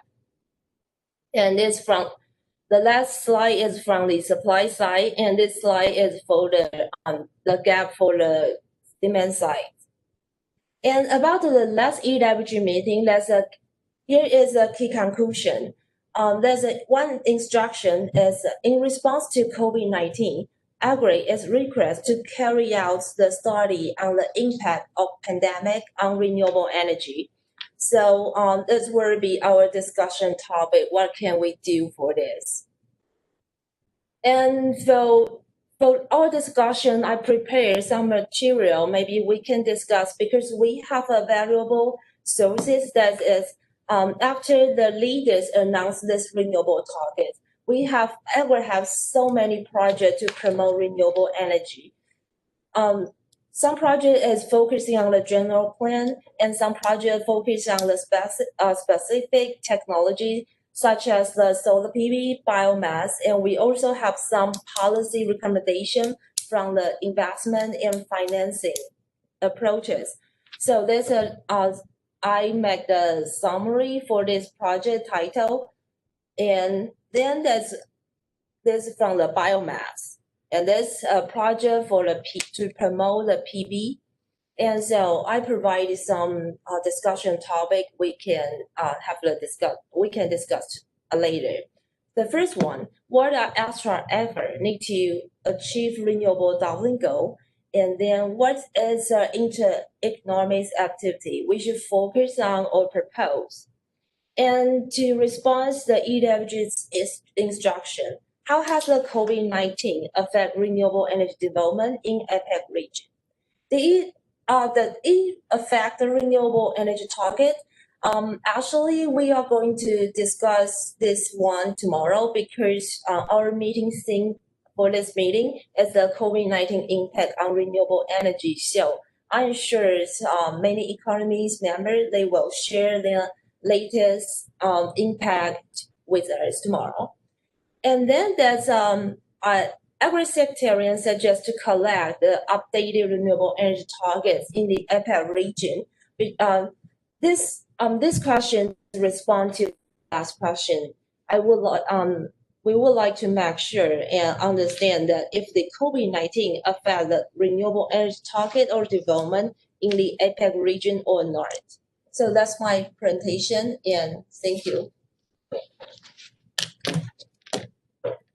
Okay, thank you, Tati. And do we have any question, or we have the discussion?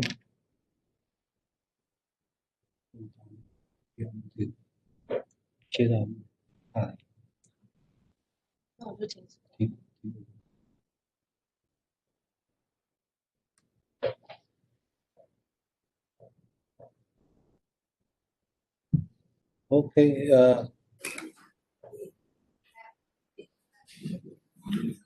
Anyone has a question or suggestion? I think that based on APEC modeling, in addition to the BAO scenario, the other two predictions actually indicate that the target of a renewable energy doubling goal is very possibly be achieved in the future. It's my observation. And the other thing I like to mention that maybe we can discuss today or later on, that in general, we used to have the international trade of renewable energy only for the biofuel, like we have the international trade of the wood, biodiesel, bioethanol, wood pellet, and so on. But in the future, for example, the hydrogen can be another potential renewable energy resources that can be traded in the future. And I think it will help the achievement of the doubling goal in the future. Although we need a lot of infrastructure to do that. Okay. Oh, Carrie, you have some suggestion? Oh, yeah. Yes. Let me see. Is my my mute's off? No. Yeah, you're first, and Victor, Okay. you will be the next. Okay. Okay. The comment I had goes actually. APEC mentioned it just one of their presentations a little bit about it, but it's just that I think the real need to recognize the importance of the announcements this year in major economies of new goals. The fact that the US, Japan, and Korea now have announced, as they did in 2020, net zero goals, net zero carbon goals by 2050, China net zero by 2060. Together, those four economies, I looked at numbers I had older from APEC they had here in a spreadsheet, make up about 73% of APEC's energy. In the projection I had from the 2010, and then even their projected 2030, it stayed about the same for projections. So about 73% of total APEC energy.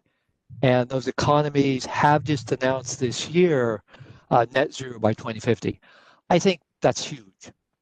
And it also, I think APEC mentioned too, that they aren't predicting things. They're running modeled forecasting different scenarios, things that could be. The importance of having 73%, not quite 3/4 of the APEC energy use announced to have a goal of net zero by 2050 means that, to me, I think we have a real opportunity, and EGNET would be a good one, for to take the lead on it, I think, of sharing the best practices and then progress towards these goals that these economies are doing. Because this is going to be taking place kind of very quickly and changing year by year. For the US, it's announced that was mentioned in Biden's new plan, which has very broad-based plan, including net zero buildings, more electric vehicles, net zero transportation, about a 20-page thing, a 20-page document to have out. And to me, just saying, looking at if we can share how our major economies are moving towards their goals, that may help other economies look at it and say, oh yeah, I can do that too. Or it's interesting the way you're looking at doing it, because I'm sure there are significant differences in how each of the major economies have announced that have taken. But to me, there's just really an opportunity to learn of these new activities that are coming about in real time. And to me, kind of an exciting time to be doing this, to be saying, gee, what can we say about even how they're similar? How are they different? And then how can various lessons be applied to other economies? I just think that aspect of it is just a real opportunity for us. Okay. Okay, Harry, thank you for your comment. And Victor, please.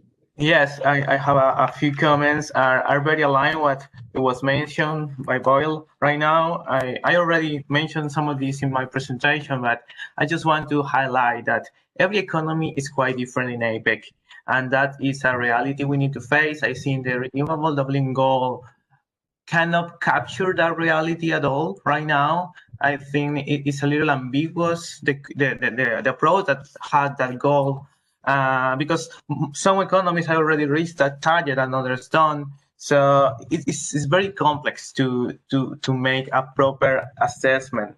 But so we need to try to be focused on economies' realities, and making an individual statement about every economy. I think that will be more valuable in some ways, and also going forward, because if the largest Asian economies plus the United States, and you had to add in another countries like Australia and New Zealand and Chile, has these goals on the way.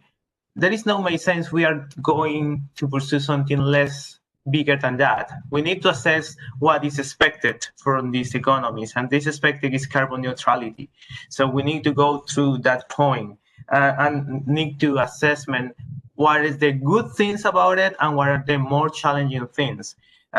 Just for example, the elected president from the United States has this really ambitious plan, but at the same time, the Senate is from the Republicans, so that may create some kind of issues. I think Ernst Morris, the former Secretary of Energy, may comment this week about that. There is not an easy task. There is a lot of challenges in order to make these kind of things reality.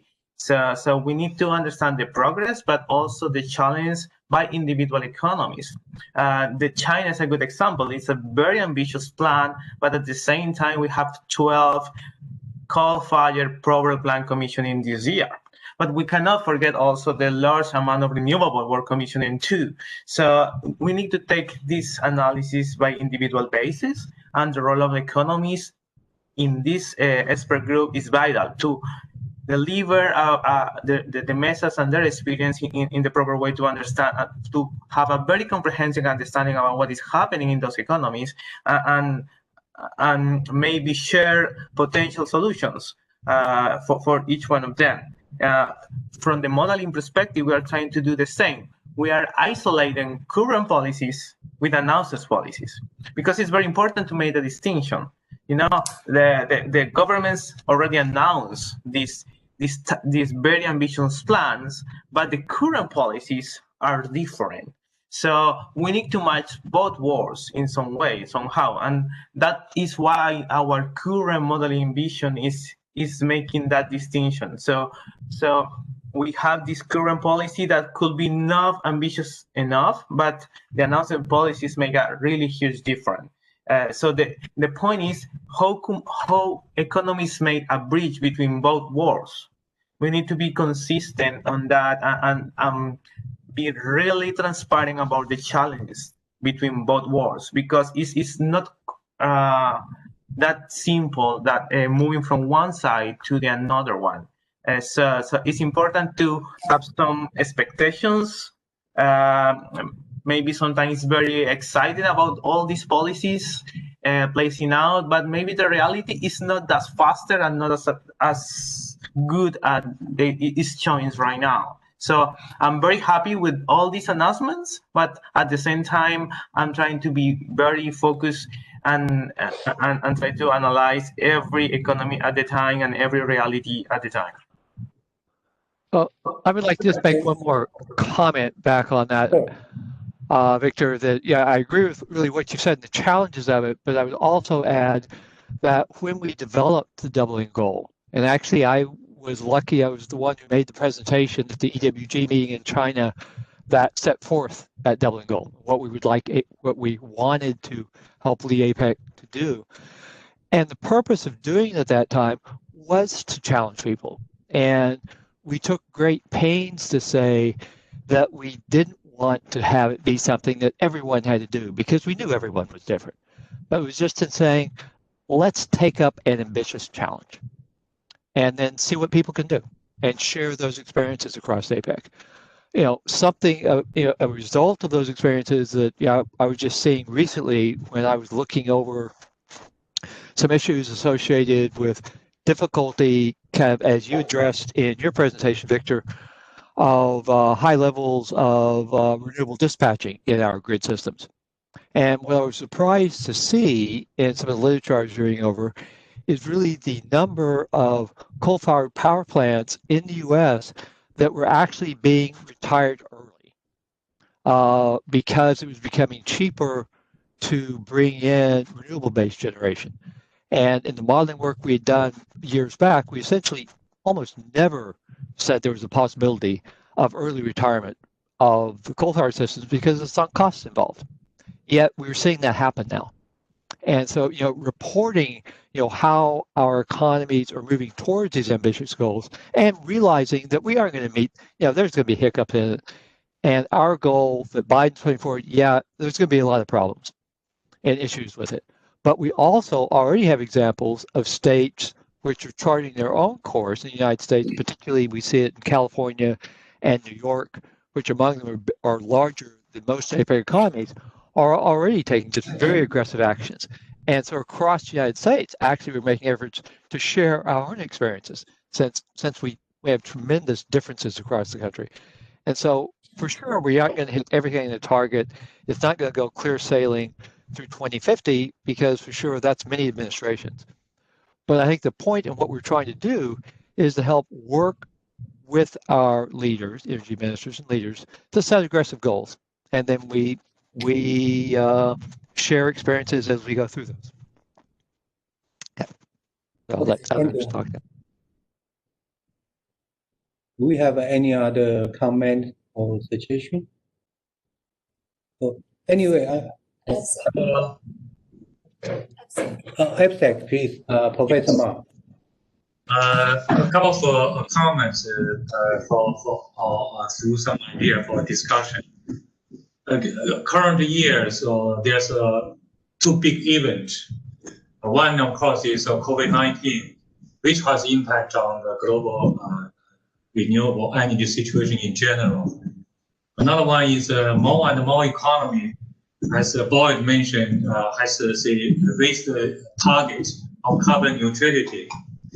And given this situation, and also given we have set target of renewable doubling goal a number of years ago, is there any reconsideration of APEC renewable goal to address the current situation and consider the updated situation into our goal setting? I mean, is it possible or any possibility to have a more efficient goal for renewable energy development?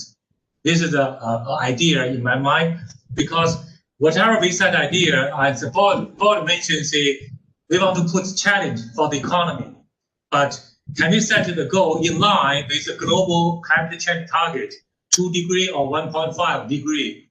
So we all APEC region set a goal in line with the global renewable or global climate target. This is one suggestion or one thought from me. And second, when we talk about the roadmap, because as all we know, APEC region has a very diversified economy, from very small to very big, from development to less development. So can we make a certain assessment framework to evaluate the process for different economy, for their achievement, for their moving toward more renewable or renewable target? I mean, the roadmap supposed to be roadmaps. Different economies should have different roadmap and different a certain framework to make a certain assessment. These two comments from me for discussion. Thank you. Okay, thank you. Any other one who have the suggestion or comment? Okay. I think, first of all, I will report our discussion in this meeting to the EWG meeting next month. Okay. I think it's we have a very good discussion and the comments. I would like to encourage our members to discuss with your experts in your economy to think about any project proposal which can provide the best practice to speed up the deployment of renewable energy and the challenges once we increase the renewable energy penetration, what we have. Okay, for example, my personal feeling is that the hydrogen economy or hydrogen utilization has been discussed in many economies, and some economies has a very good has already proposed a very good roadmap of the strategy for the implementation.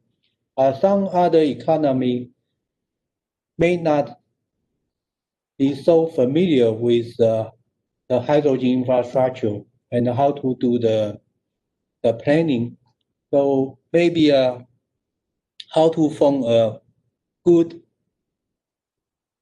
policy strategy or the roadmap for different economy can be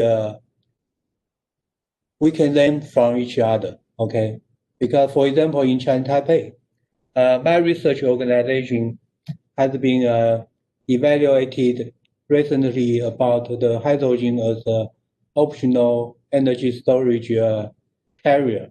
We need to compare the hydrogen with other types of technology like the battery and like the other technology. And it is possible we can import the hydrogen. It's also another consideration, but we need to collect many technical and policy material to do our own analysis. Okay. I think in other economy we may have a similar situation. So if one APEC project can do the investigation and provide this kind of a report to every economy can be helpful. Okay, that's what I thought at the moment. Okay, and I also want to say that the APEC's modeling is very important to the in the APEC region because it's not an easy work. Although we know that each economy has a different roadmap to achieve each economy's goal, they can be different as well. Okay, but we for the doubling goal project, again I have to say we consider the APEC as a whole to reach the target, not the individual economy to reach the target for the doubling goal. Okay, that's my understanding. Okay.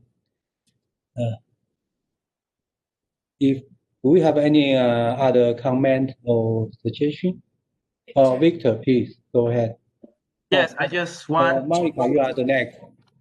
I just have two short comments. I agree with you. We must consider the whole for the doubling goal. And I agree with you. I'm just believe that we just need to address the solution from one economy in as example is different from the whole. So making the distinction will help those economies who are not reaching the goal already and redesign a target for those who already reached the goal. And from the hydrogen perspective, I think we have a lot of opportunity in that. 6 of the 8 biggest economies in the hydrogen world are part of APEC. So I'm thinking about Russia, Australia, Japan, Singapore, Korea, Canada, and Chile. And in addition to that, you have Saudi Arabia and Germany. So that's the entire hydrogen world in terms of policy, ambitions, strategies.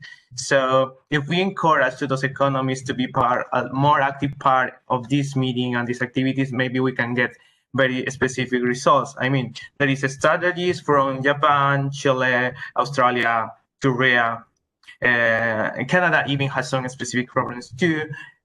So this is very important. We already have these economies as part of APEC. If we encourage those economies to be or have a more active role in this meeting, that would be great because they already have the solutions and the path and the strategies. So if they share the policy, we can have a better understanding and maybe they can together they can create this kind of products that you are looking for to get a better answer to that questions. Okay, thank you, Victor. Monica, please. Please turn on your microphone first. Okay, and I would like to share my point of views that in terms of how to reach the target of renewable energy in the APEC regions. I heard from Dr. Carey, I heard from Victor, and also from APEC. So that undergoes idea how to promote renewable energy, and also from the chair to encourage the hydrogen.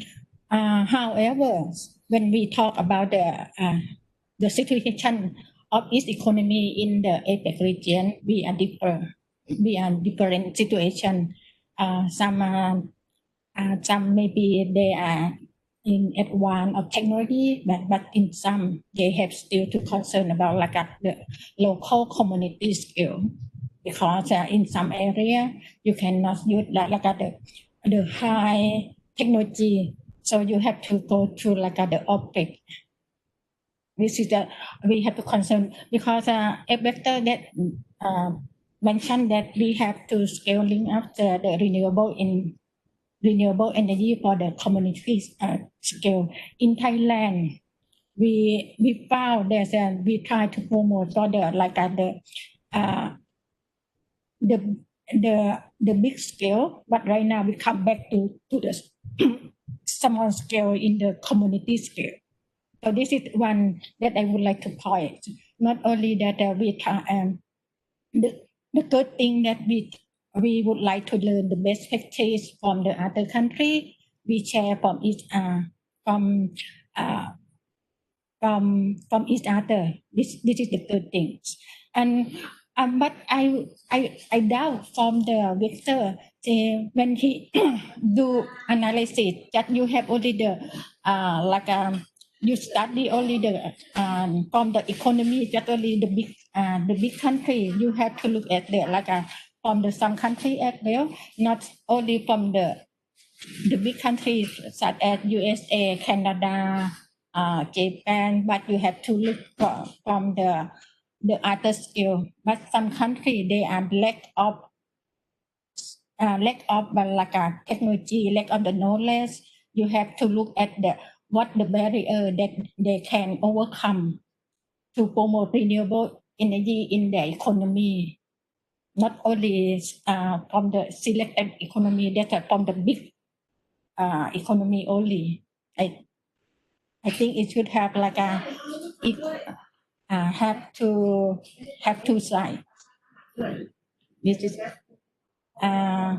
and also we have to look at the impact of the EV that is coming right now to the renewable energy share in the Thailand, because in Thailand after we try to promote EV, but they have the impact to the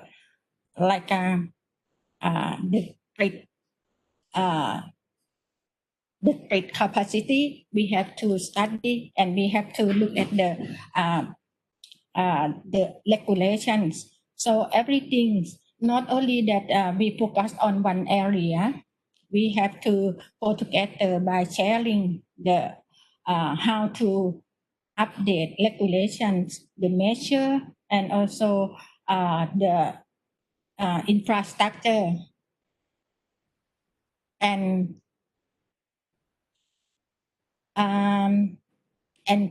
technology. So this is the point of view of my opinions. Thank you. Okay, thank you very much for sharing your comments. I think different economy do have different policy when you consider the technology infrastructure needed for the carbon neutral or the further development of renewable energy. We do have a different viewpoint. Okay, I think it is common in APEC region, because APEC region we have 21 economies and in different stage of development and the different resources they have. Okay, for example, in I think Chinese Taipei, we import 98% of our energy. I think Japan and Korea has a similar situation. Okay, so we have a different consideration. It is quite common. Okay, thank you. Do you have any other comments?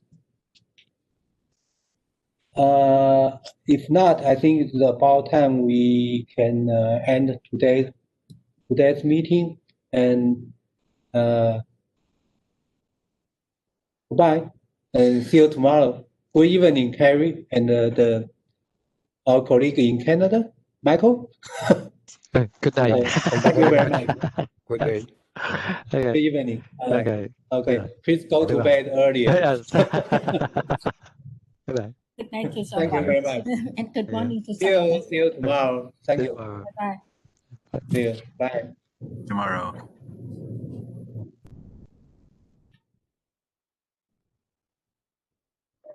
Bye-bye. See you tomorrow.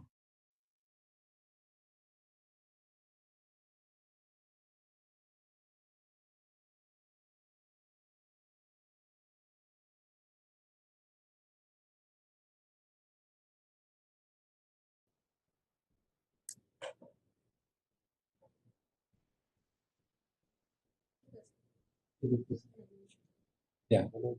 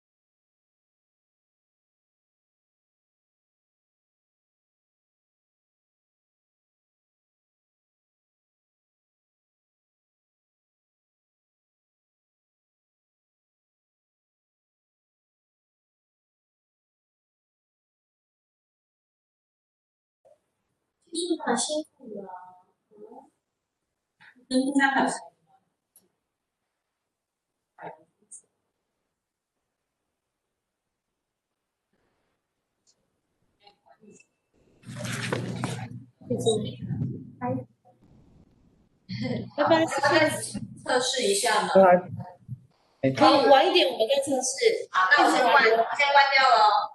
好，拜拜，拜拜。